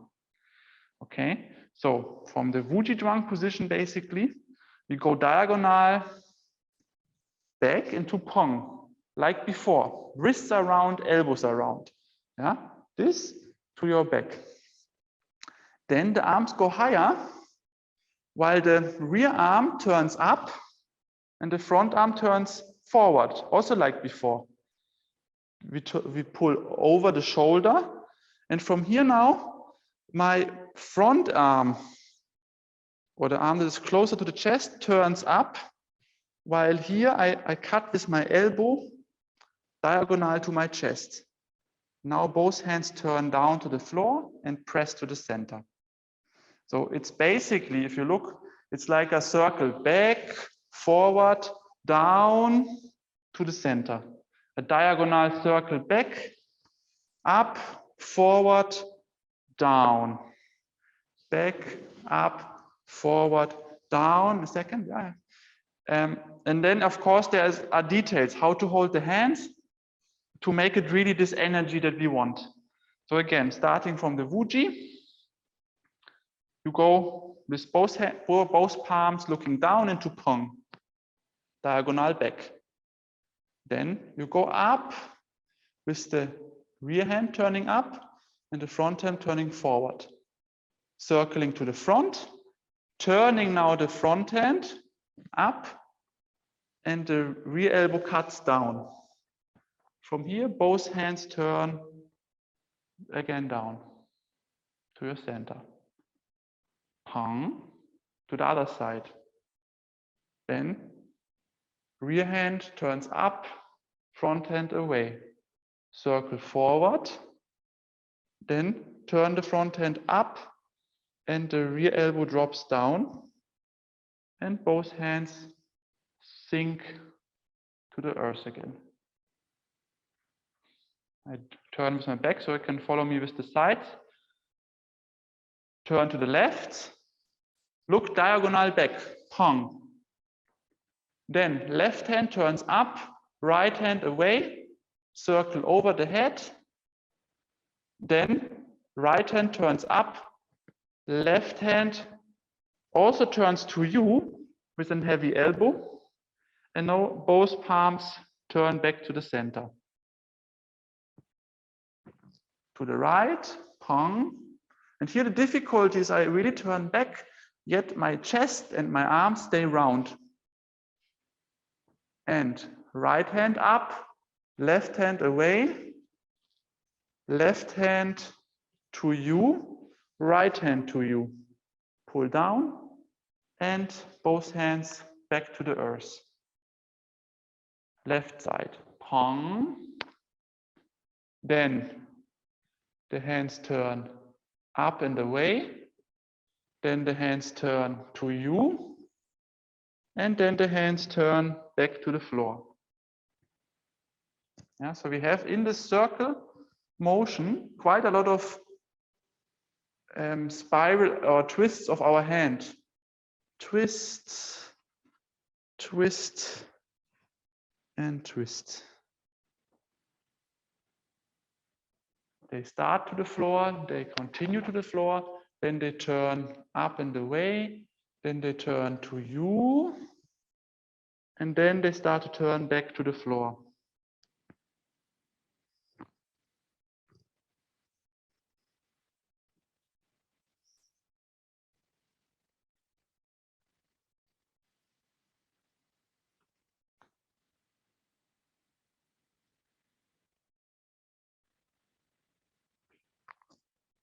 It's very similar to the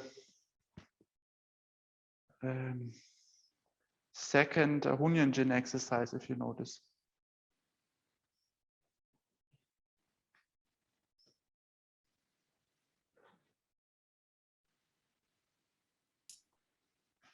Will the hip diagonally pull down when the hand comes down to support this diagonal strike, basically?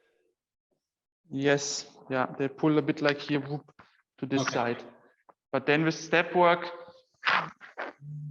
let's see, I have to see if it's then still the same. But now in the standing is for sure like this, yeah.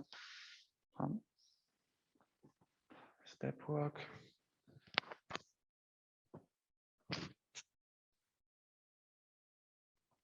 Yeah, it's a bit smaller, but it's also in step work still there then.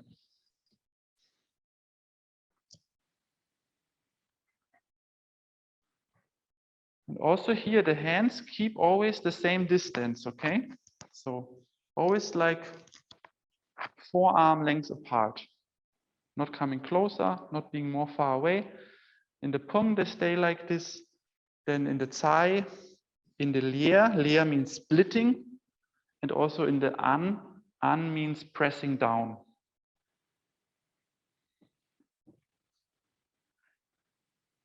Now, these names that I call out now, Pong, Lier, Tsai, An, Lü, Some of you know it already from the 8 energies.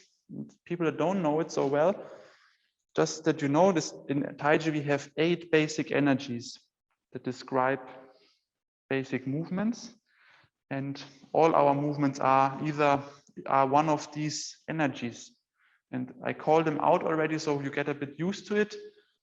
And later, when we go more into these 8 energies, you have already a bit of a background and examples.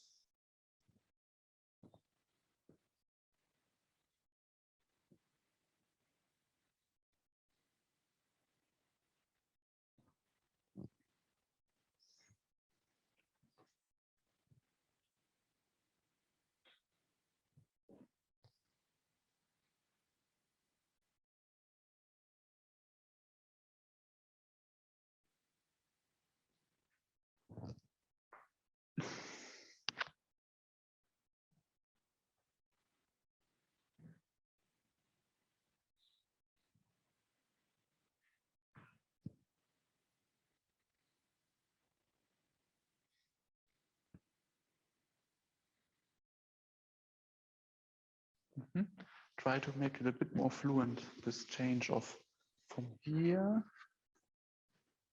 to here. But it's very short, this rotation motions. You rotate, rotate, rotate. Yeah. Then the more, because when you have the motion, the energies can become more and more fade into each other. Hier kommen die Arme zu nah. Schau das nach dem Runterziehen hier. Die Arme noch so in der Distanz bleiben und dann auch hier diese Distanz mehr oder weniger aufrecht gehalten wird zwischen den Händen. Ja, steht. Ja, das ist halt hier nicht, dass es hier nicht dann so das hier wird. Ja. Ja. Ist okay, kann auch erstmal schwierig sein. Ist ja schon der 10. Schritt, dann muss es ja auch schon ein bisschen challenging werden.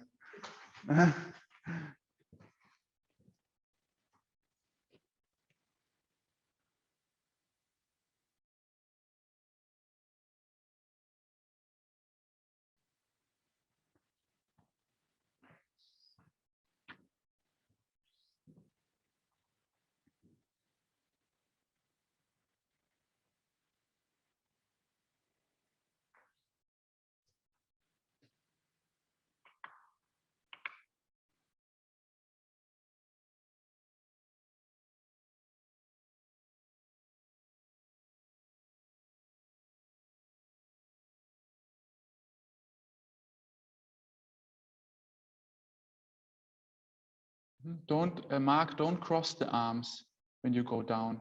Yeah, that you, after you come up here, you go down. Basically, the hand that is lower is leading almost the upper hand. Yeah, so they're not coming here so close and cross even, but from the rising, the distance stays. Both arms pull diagonal down. My lower arm and the elbow, especially of the other arm, follows. And then they turn back to the neutral position.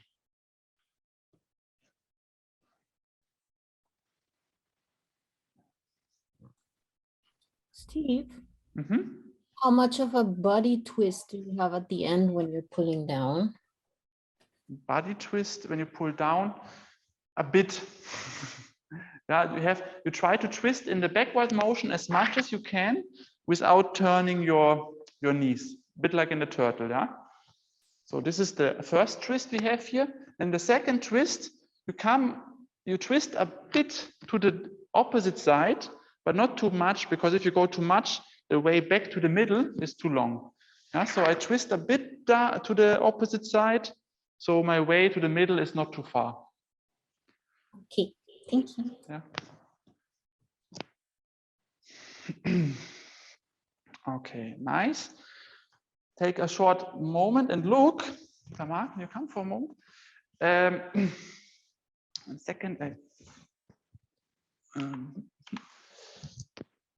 Because we have different energies here, and especially like, let's say the Lear motion that is here in the end is maybe a bit unclear what it is.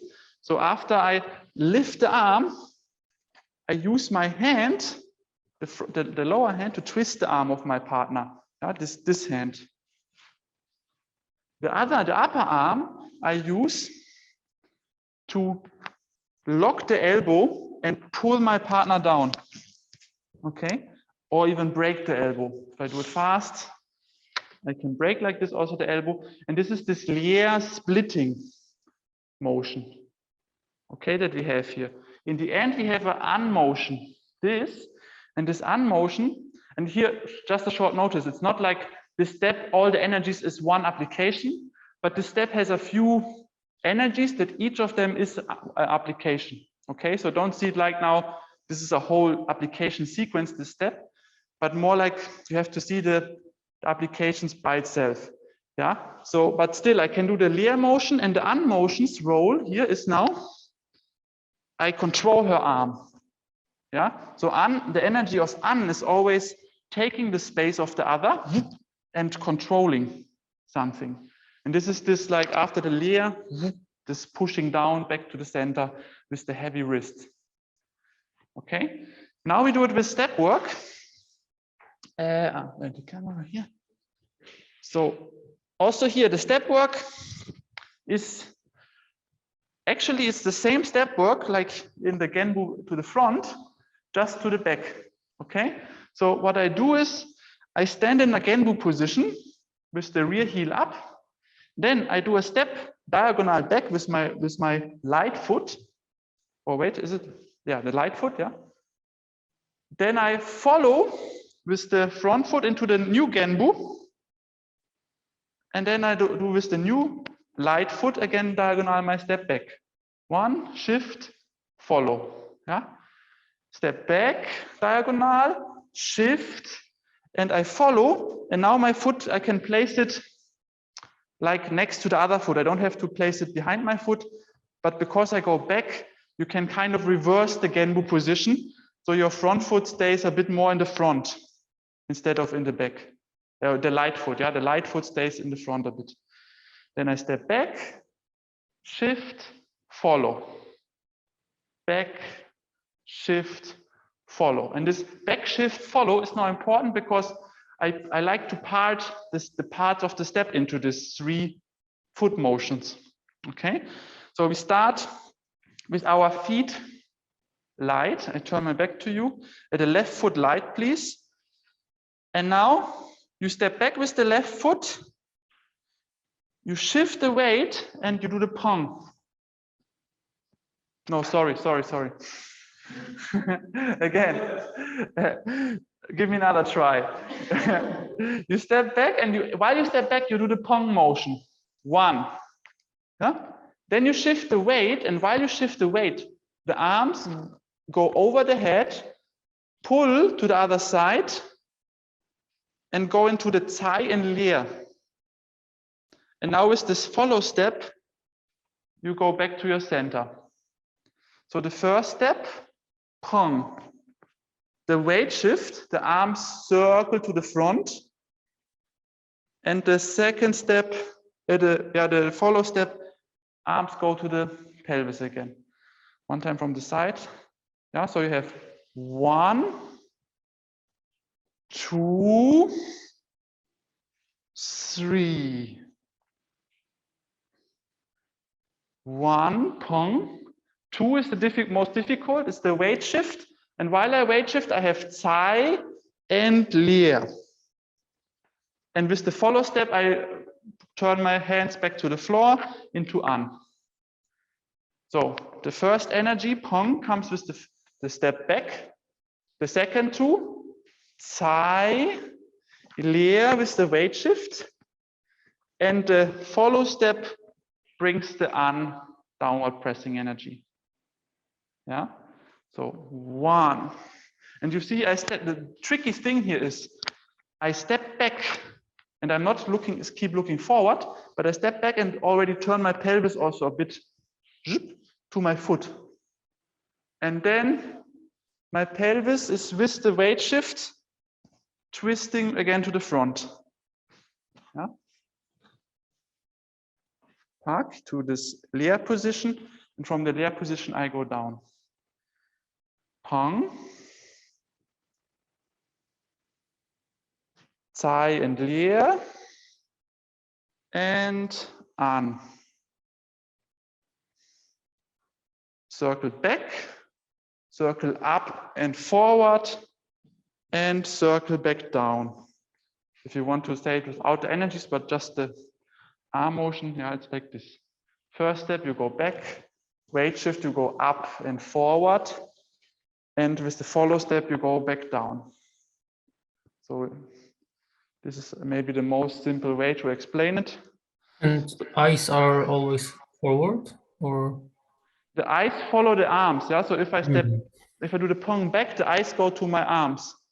And then with the weight shift, the eyes go back forward. Mhm. I have here a reverse circle of the weight shift and the arms. Yeah, so my arms always circle where my weight is not. My weight stays here in the front, so the arms circle back. Then I shift the weight, then the arms circle forward. My weight goes back. And then I follow back to the center, my arms follow back to the center.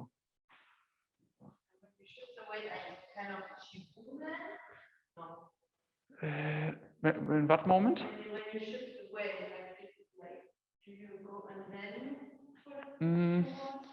Shibu.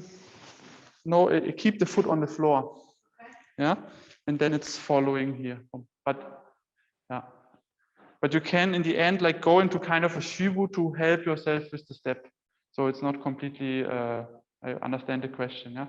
So in the beginning, I keep the foot, and then I release it and push back to the center.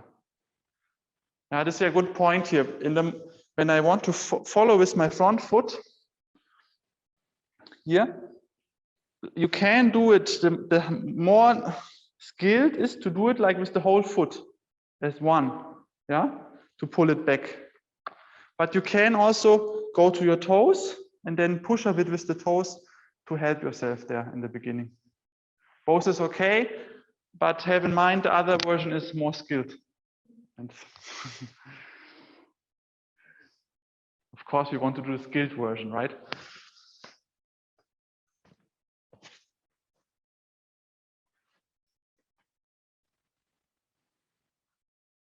But sometimes the more easy version is the faster way to the skilled version.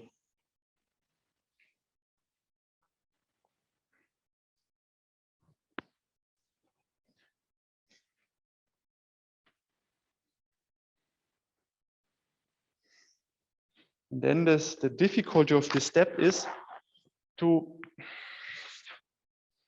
harmonize the step work again with the arm work, that the step work starts and ends with the arm work.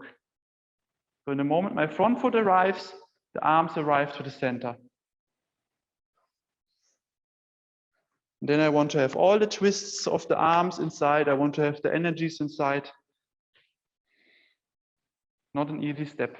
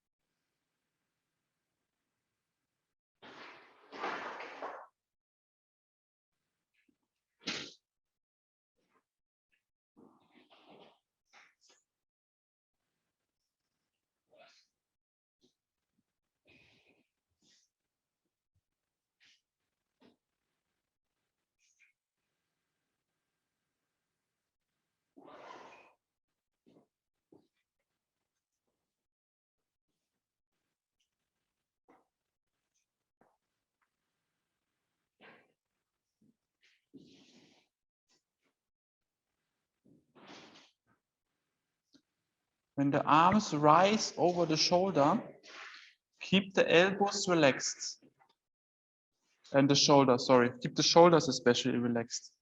So, because some of you lift the arms now, and with the lifting of the arms, your shoulders create tension and go also up. And there it's important, in the moment your arms rise, consciously let the shoulders drop again. So the hands go over the head. Also the elbows can go a bit over the shoulders, but the shoulders stay heavy onto the corpus.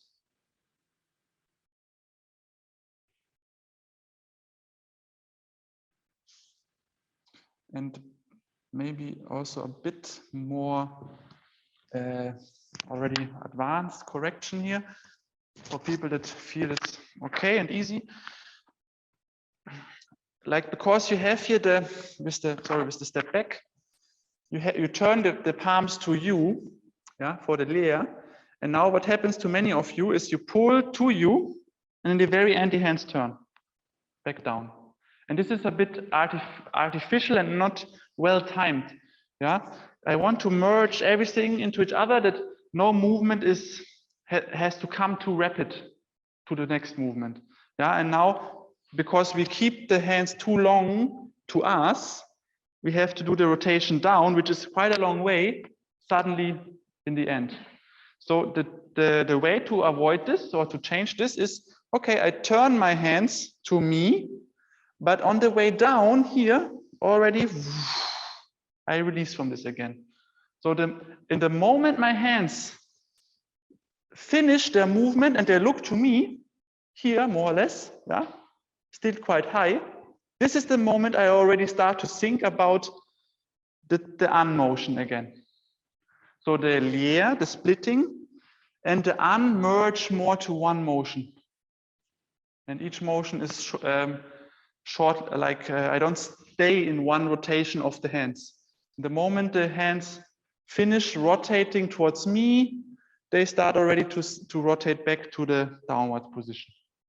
Okay, a couple of more tries, bring this in also. And then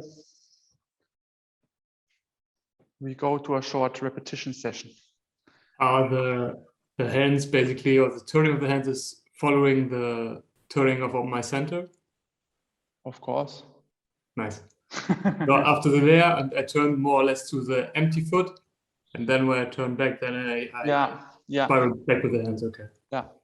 Nice. Thank you.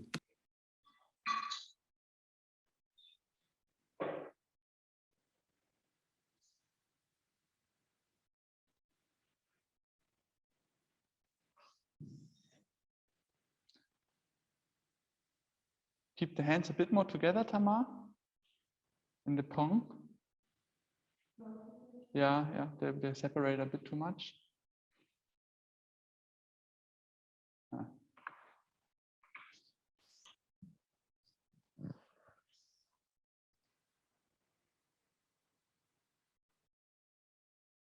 I have a small question, Steve. Mm-hmm. The movement, you go back, then you go up. My body kind of do the same thing as the movement of the helmet in Bagua. So like my body go. Yeah, this is too much. Too much, yeah. Okay. Yeah, the body here stays less, it's not doing this wave motion. Yeah, the body stays more like aligned, and the arms move around the body. Yeah, so here it's really more like the picture of your center has this gravity and the arms circle around in this orbit. Less than in Bagua, it's a bit more like a bamboo that is, twisting, and my body is like making space for the arm, and so. Okay. We see you from very far in the mirror, but the camera is turned away from you. I just realized that. Thank you. But I think I didn't show too important stuff now.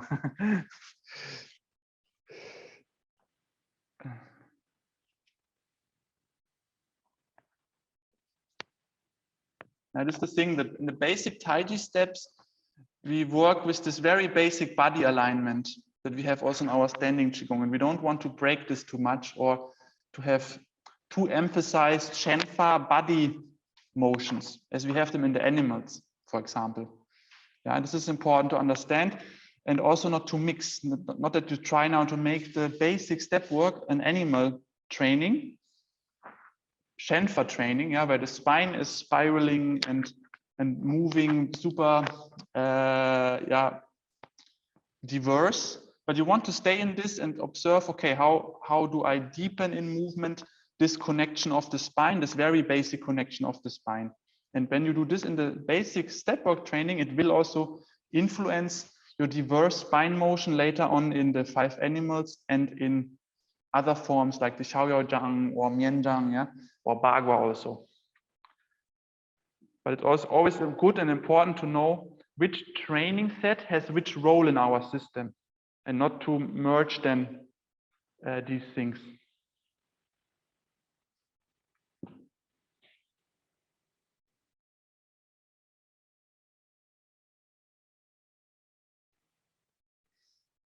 Okay, very nice. Let's change the camera that I'm bigger again. Let's do step 5, 6, 7, 8, 9, 10. Each step, just a couple of repetitions. Yeah, maybe Tamar again more here that you have a reference if you need. I will always start with you, then look a couple of times how it looks, and then we will continue. Yeah, so every step not too long, but we stay throughout all the steps in our Qigong in the same kind of movement work. So even though we change fast,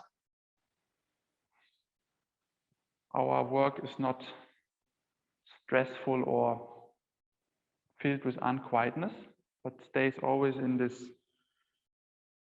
work that we did the whole training day. So the 5th step, with its dropping and collapsing arms, working with this chain motions, working with the spiraling and stinging. We sting and then spiral forward while the middle finger defines the direction of our spiral. We work on the harmonization of upper and lower body, trying to perfectly time the arm motion with the leg motion. This means when we pull the foot close, the arms drop in the same time and arrive in the same time. When we turn the pelvis, our hands turn. When we step out, the hands sting. When we shift the weight, the hands start to spiral. When we push the rear heel, we finish the movement with a forward push of the palms. 5 parts of the step of arm and legs, and each of them want to perfectly be harmonized with our body, of upper and lower body.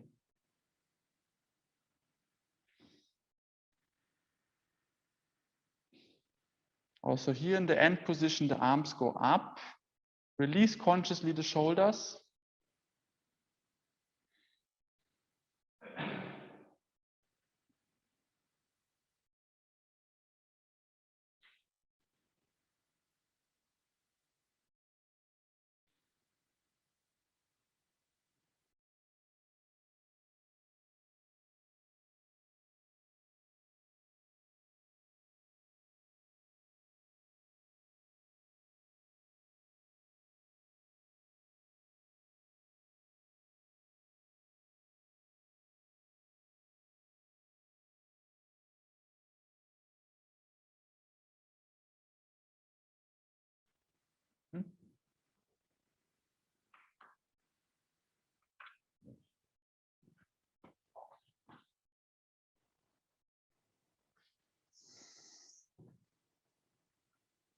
In the end position, take your time, also arrive, don't rush one step after the other. Arrive into your Gungbu, release the shoulders, release the weight. and then you continue. Bring den Blick nicht ganz zu sehr zum Boden, Flo. Also so auch noch auch beim Reintauchen trotzdem noch so leicht nach vorne die Augen lässt. Es geht klar, die gehen dann ein bisschen runter, aber nicht zu stark.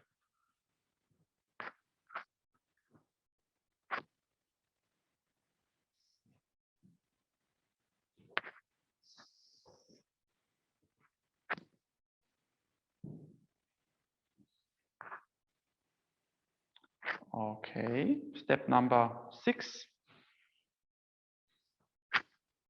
is Tsai, Lü, Pang, Lier, and Ji. Pulling around the body, pulling into the center, going into this double Pang, both arms. Opening, but not opening too much. Palms look up, sink down, turn the palms and push. Very similar, this step to the 9th step from the feeling, especially the beginning.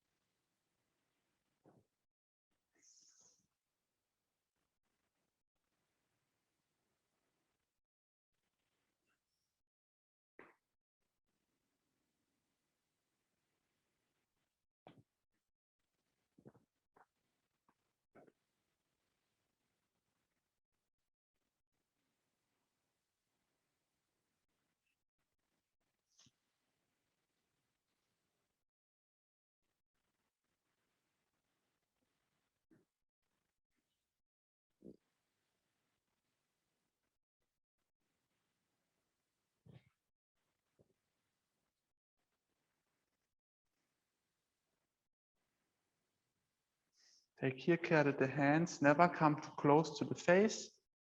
Especially in the opening and pushing moment, people tend to bring the hands too close to the face.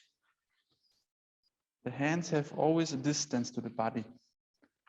To also here stay always in angles that are strong.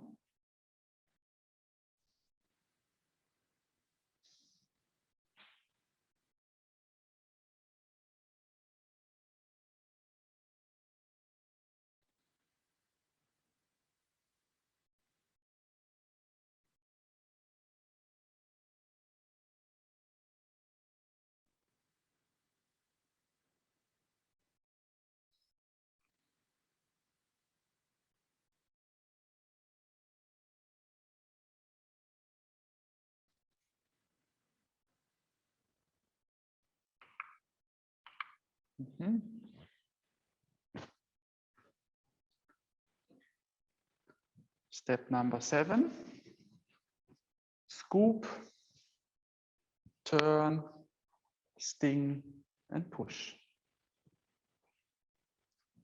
A special part of this step is that the arms start together and then they separate. The rear arm does a completely other motion than the front arm, goes much slower, so the arms can separate, and then the rear arm has to follow the front arm again.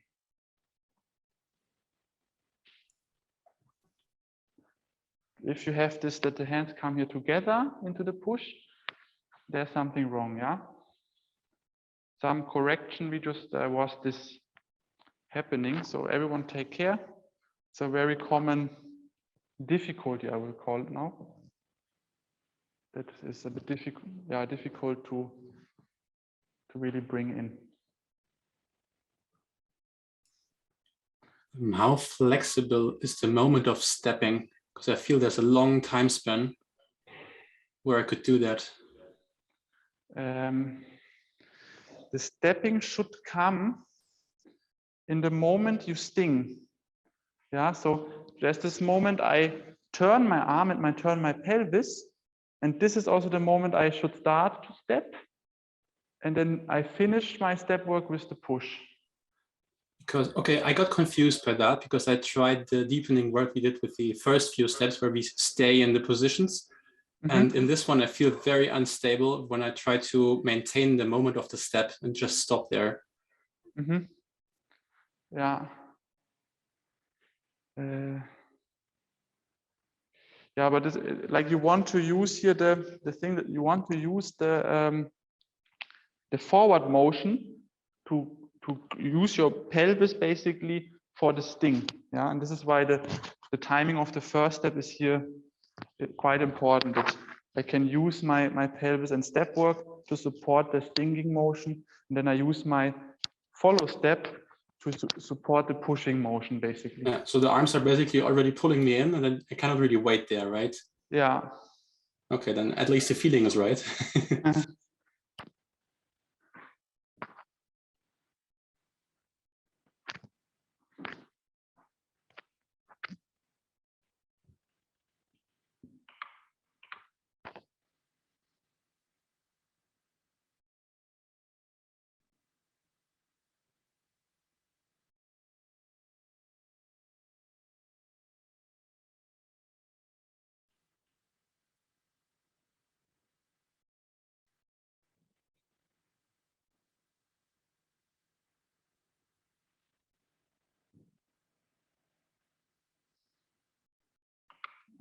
Okay, step number 8, the cloud hands from Gumbu. Change, step into Gumbu, the other side. Here, things you need to take care are that my step into the other diagonal comes before the arms. So my arms are still to one diagonal while the step goes already to the opposite diagonal. And then with the weight shift, the arms follow. Yeah? So you really emphasize this chain motion of upper body and lower body, or from lower body into the upper body. Similar to the crane. Therefore, I need clearly to delay my arm motion and even pull the arms to the opposite side even while the leg is already going forward. And then I can guide with my shoulder, follow with the elbow, and turn my hand to the front. The lower hand collects round and still with space between the armpit and the fingertips point forward.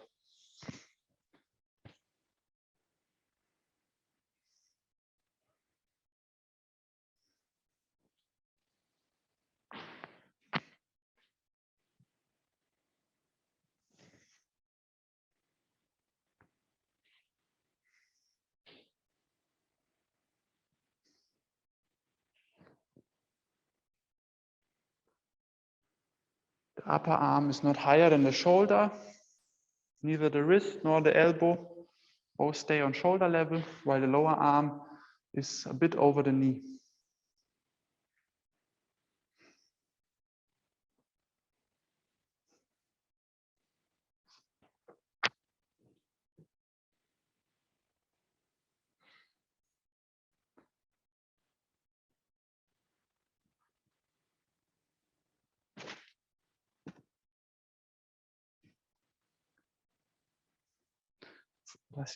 Sammeln hier mit den Fingerspitzen schon früher ein. Das heißt, dass du die Hände wechselst und dann die Fingerspitzen tauchen ein und sammeln hier schon.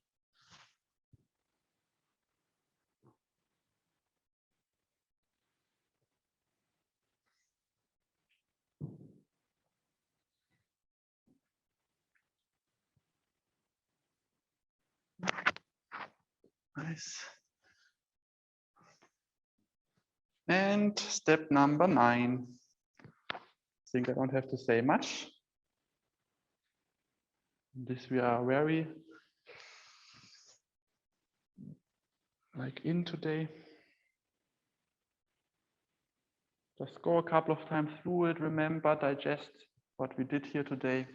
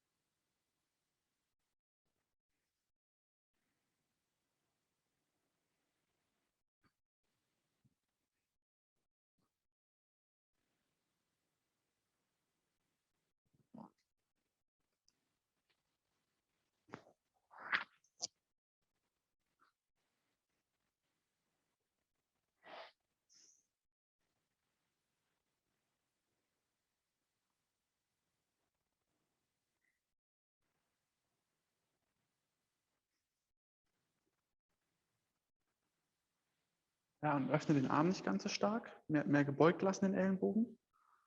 Noch mehr. Das ist ja fast auf 90 Grad ist dein Ellenbogen. Genau.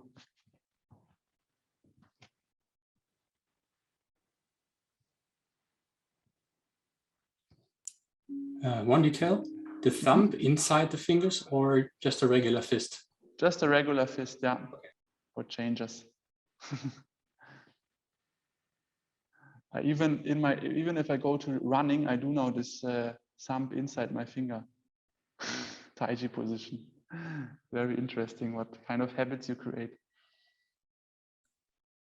Steve, with the fist, is there like a collecting one finger after the other?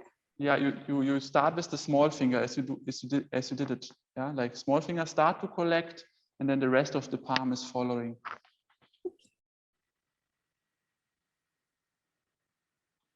Okay, and step number 10. Now I will not show it. I'm curious if you still have it. This is the test of today.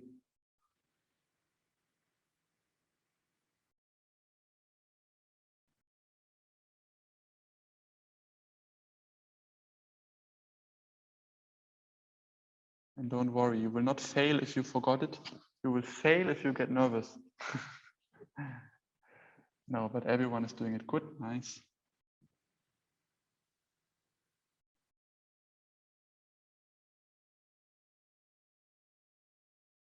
Remember the energies that we had there, the 3 foot motions, the step back, the weight shift, the follow step. Try to keep the hands always in the same distance. Try to do the rotation of the arms, not too obvious in the end especially, but mix it into the whole motion. Very nice.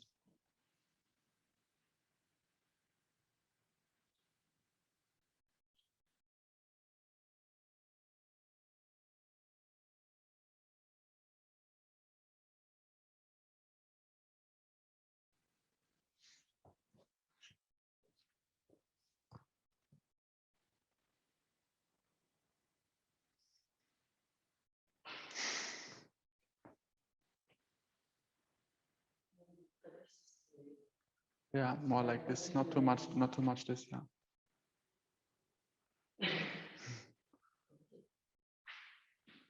I mean, it looks cool, the posture that you do.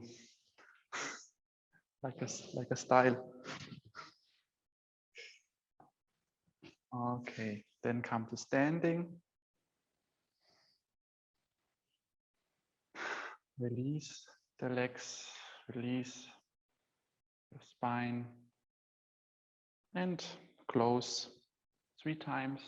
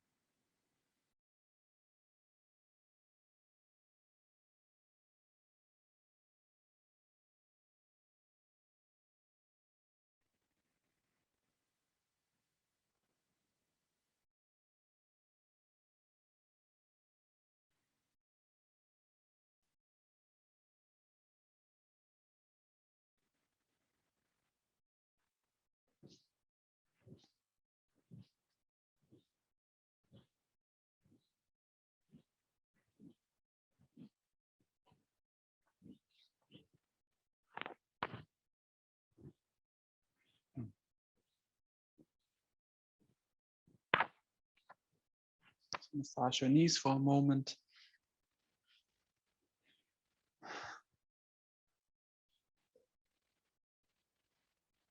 Okay, then come together. We're not completely done yet. I still have, as I mentioned, small theory session. I had actually 2 topics. Now we are already much later than I planned to be at this point. So let's see how long we take. Maybe I will just stay with the 1 topic for today. I prepared a small paper for this. How do I share the screen again? Wait, yeah. If you want, the people that offline can, I don't have it now offline, this paper, so you can, if you want, sit behind me, but then you are in the World Wide Web, yeah? So up to you, what you prefer now, to see the paper or to be more hidden. So this is the paper. Can you see this? Okay. So yeah, I want to talk with you today about meditation and our Neigong build-up. I mean, in this season, I didn't make the... Sorry, I can only see the folder and not the paper itself. Is that right? This is not right. Okay. Wait. I try again. How is it now? Better. Perfect. Okay, good. Yeah, thank you for interrupting. I mean, I have a nice folders there, but it's not so interesting maybe than this paper. Yeah, I want to talk about meditation and the Neigong build-up. I did the locking the monkey meditation. This was a bigger topic also in our first season of the teacher training. I didn't make it now a topic for this season, but it's still important for people that start this teacher training education, that you go into these videos that I made about it back then, and like watch them first of all, and then also to start your practice there. Yeah, because the locking the monkey meditation, if you will see in a second, is a very important basic for our training.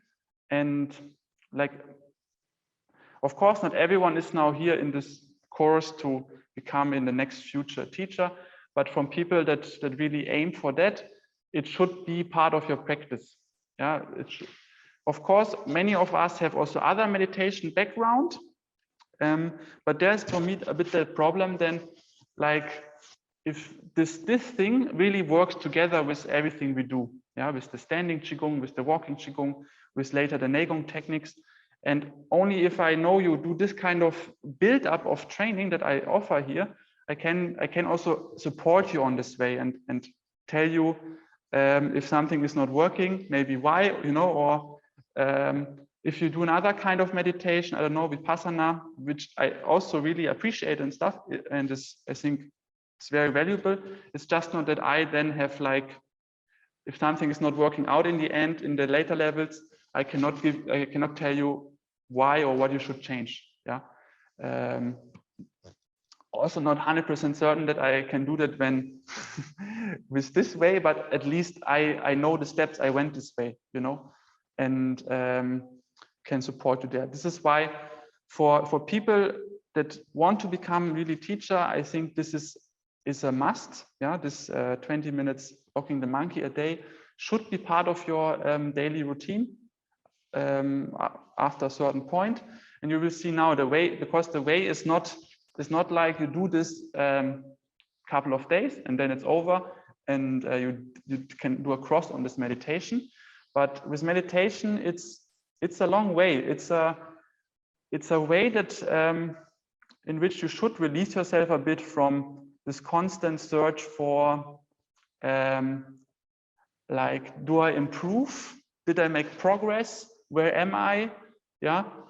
it's of course it's part of the journey, but you also have to think in another time frame there a bit. Like we have in the Locking the Monkey, you see there, the first circle of training. This is basically what is in the videos, that the 3 videos that is also on the teacher training page about it. And the theory paper that I post also mainly is about. This first circle, 269 days, so like, yeah, a bit more than half a year. Is it right? Yeah.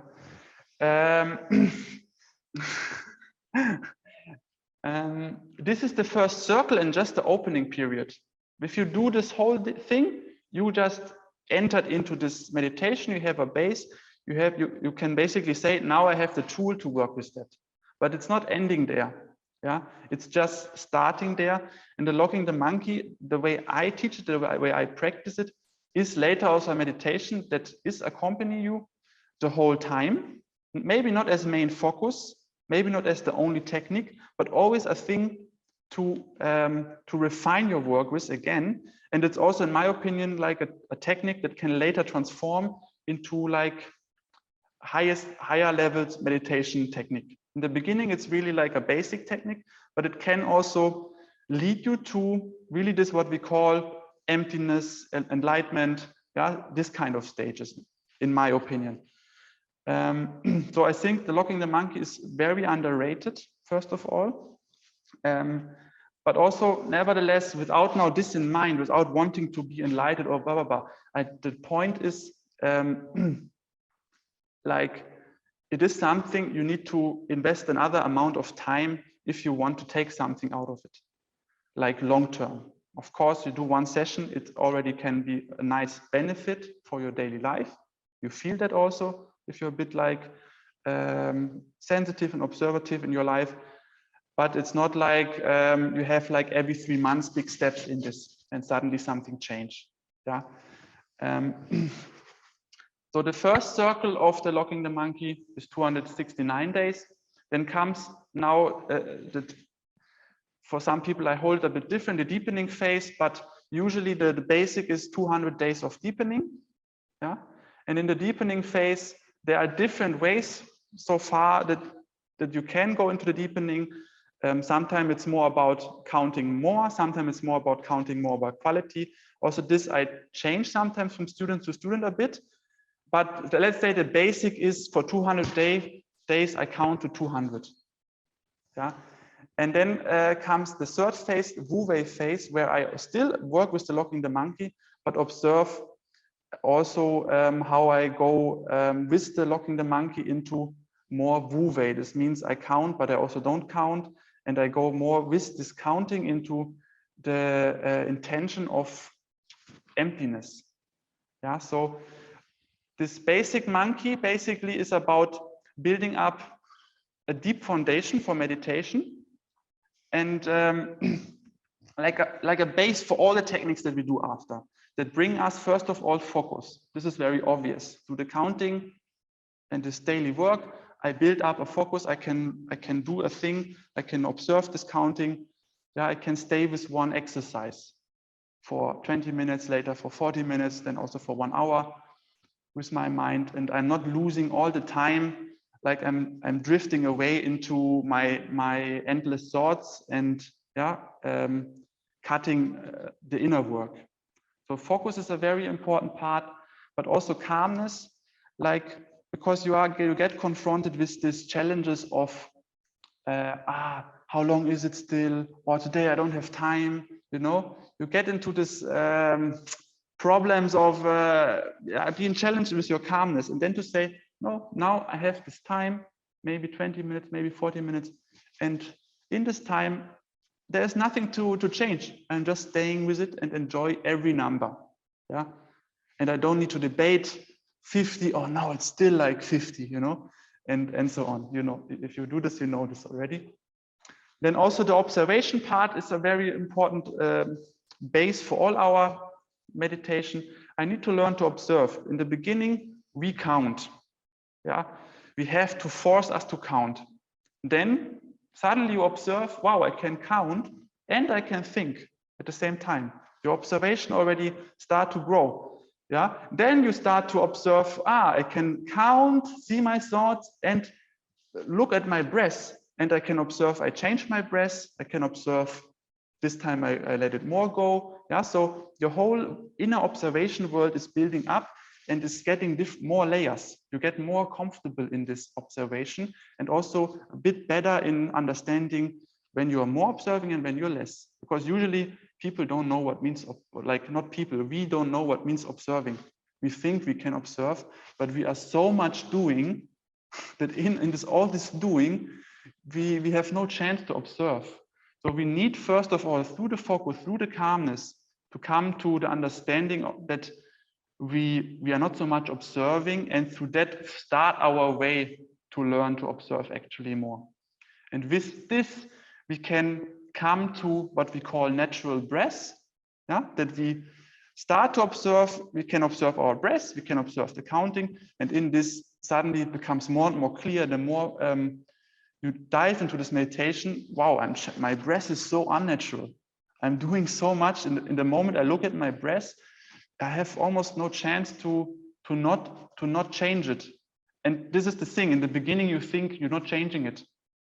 The better you get in this observation, the more you observe every thought. Every thought that you think is changing your breath and taking you away from what we call natural breathing, actually. Yeah, and then with this natural breathing in this work, we also go into a stage of, learn to go into a stage of emptiness, so that we more and more become the observers. We can watch the breath, we can watch the numbers. We go away from this ego perspective, and we really go more from outside. We see us sitting almost there, and this is then also what later brings us into emptiness. Yeah? This kind of going a step back. So these are why this is the foundation. This is things we need in our standing. If you don't have this kind of basic in the standing, you will have different time to build this up. In the step work, you will never find this. If you not have it in quietness, how you can find this in movement. And if we go then later into like Neigong things, like what is after written here, Dantian, cosmic circle development. If you don't have this base, you will do this only from your head. And your head, our head is so strong in our Western world, and that we are educated so much, what is good, yeah? But we develop a very, very strong mind. And if we go with this mind, as it is, rough as it is, into Neigong work, we just strengthen this more. We never learn to let go of it and let other things of us take work and actually develop them. But we think we develop Dantian and cosmic circle stuff and blah, blah, blah, Neigong, but actually we just develop our mind more and create more unbalance in our body. And this is when people then also can get sick. They can get, like, from this Neigong exercises, they can create mental problems. Yeah. And this is why, for me, the way I teach Neigong, the locking the monkey is the foundation. Since I brought this into the school with this focus also, we didn't had this kind of problems anymore. Before, we had it here in the school when I was student, we had it a lot. Like, that student next to me got problems through their Neigong practice. Yeah, and was one reason I decided and I choose to for the students that go this way, that there is a deep foundation is needed, and not just the first circle of the locking the monkey that opens the technique to you, maybe, but not brings you this basics. So the whole point is, we need to go a bit away with this Neigong meditation Qigong work, away from the mindset of hurry, time, and success. Yeah, and this is something that became very, very clear for me in our last retreat that we had now in the beginning of the year. And this is also one reason why I wanted to bring this to you guys again and emphasize this one more time, this meditation, this work, because we go a lot into meditation also with with this mindset of hurry, time, and success. What does it bring to me? We question, what does it bring to me? We question, how much did I progress? And with this, while we stay in this mindset, we have not the calmness to go away that demands time. Yeah, we need a bit to forget time and just sit and do something regularly without constantly like questioning it, because this questioning will keep us away from doing this, the amount of time that is needed. Yeah, in the retreat is very nice. My picture freeze now, but you still hear me, right? Yeah, this is now just the camera battery, so it doesn't matter now. In the retreat is very nice because we do this every year. You don't really see the progress of sometimes of meditation in your daily meditation, because the progresses are so minimal that also the settled changes in you are not so big and not so clear. Yeah, but in the retreat, suddenly you go so deep into meditation and this work that these settled things that meditation bring get upscaled, like they get pulled apart, so you see them much more clear. So every year we do this retreat. In this retreat, it becomes more clear also what happened from the last year. Yeah, what is less clear when you do it in your daily meditation, maybe. And this showed me also this year, because now we have a few students that do like 1.5 years, 2 years locking the monkey. What changed? Not just for myself in my own practice, but also to observe the people around me that go that way. I saw suddenly in this retreat, this was a completely different retreat, and it came from this 1.5 and 2 years of locking the monkey base that many people had now in the school for the first time this year. Yeah, because before we didn't really started to do it like this focused. And therefore, like I just want to invite you again, start this way, let a bit go of this constant where am I? I'm in a hurry. Do I success with it or not?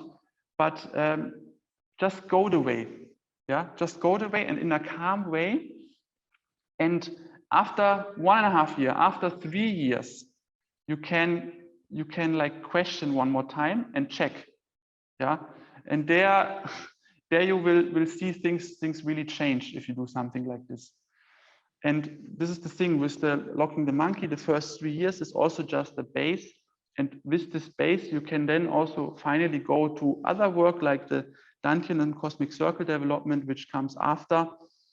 Usually I introduce this Dantian and Cosmic Circle development after around 1.5 years of locking the monkey. When people come to me, more or less, I start to show also already the opening phase for the Dantian and circling development, but not as focused yet. The monkey is still the focus. This is then more like an opening introduction work that we do there. And then after the 3 years of the monkey comes the more focused phase on the Dantian development and cosmic circle work. Yeah, and so you see there, the way I teach it is a longer road, and it's good if you have the time now, if you have the interest to go this road, to start now already with the locking the monkey, or if you did it already a while and you stopped maybe, to go back to it. Yeah, this is what I wanted to emphasize again for our teacher training. Yeah. Are there questions to this?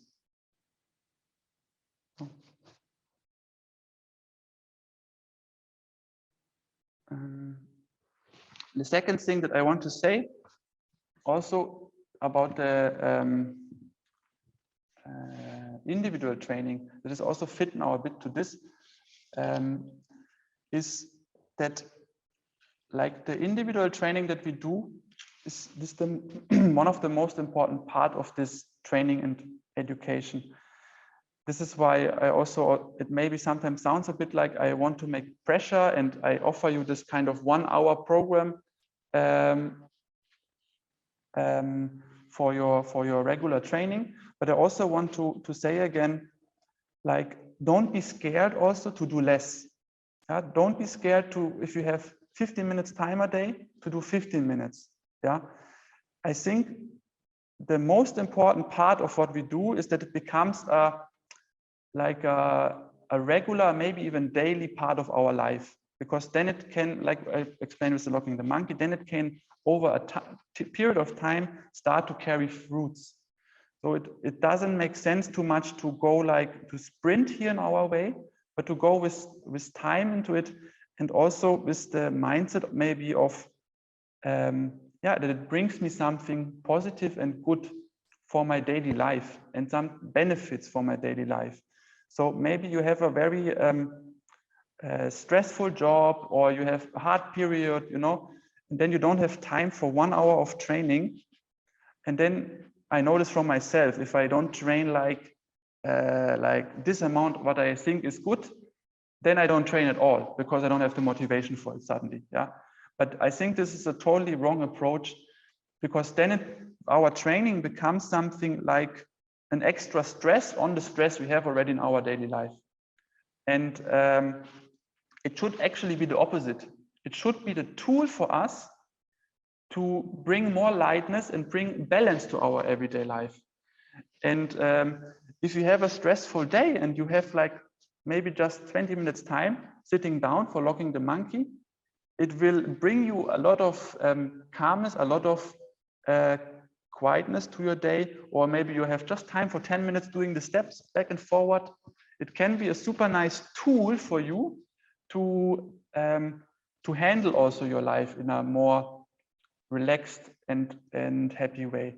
And therefore, this is why I say this individual training, yeah, I think it is good to do it as much as you can, as long as you can, but this shouldn't become the reason for you that it is another stress on your life.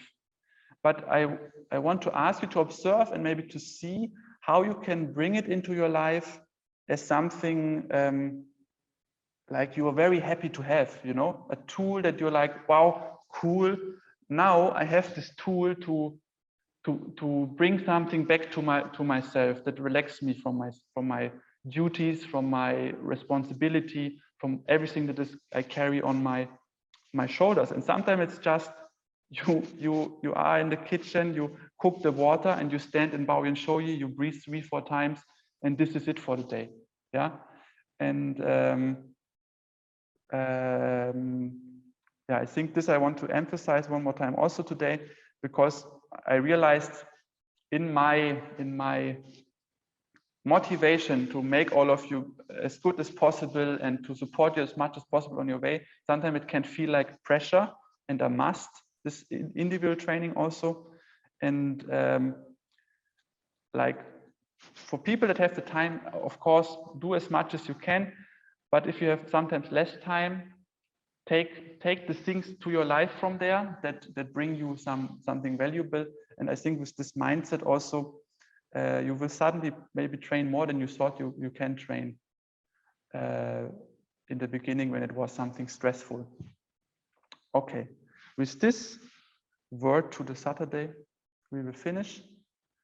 I keep my camera now as it is.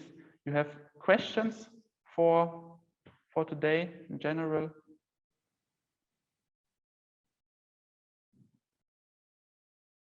If not, we see us tomorrow also. I could share a confession and brag a little bit at the same time. Okay. So maybe let's brag first. The movements I'm practicing that I'm learning currently, I did them every day. But the confession is I barely ever did a full session of them. And this is just exactly what you described. Mm-hmm. So it's basically when I brew a cup of tea, I have 2 minutes time to do one of the steps for 2 minutes, for example, or before I go to bed, I can do a few minutes of one of the other steps, or maybe the Tai Chi form or something like this. And I believe that the consistency is actually giving me more than committing my energy to having the full sessions. So in my experience, I think both is actually fine, to go for the deliberate sessions or going for a very high level of consistency. Yeah, cool. Exactly. Thank you for sharing.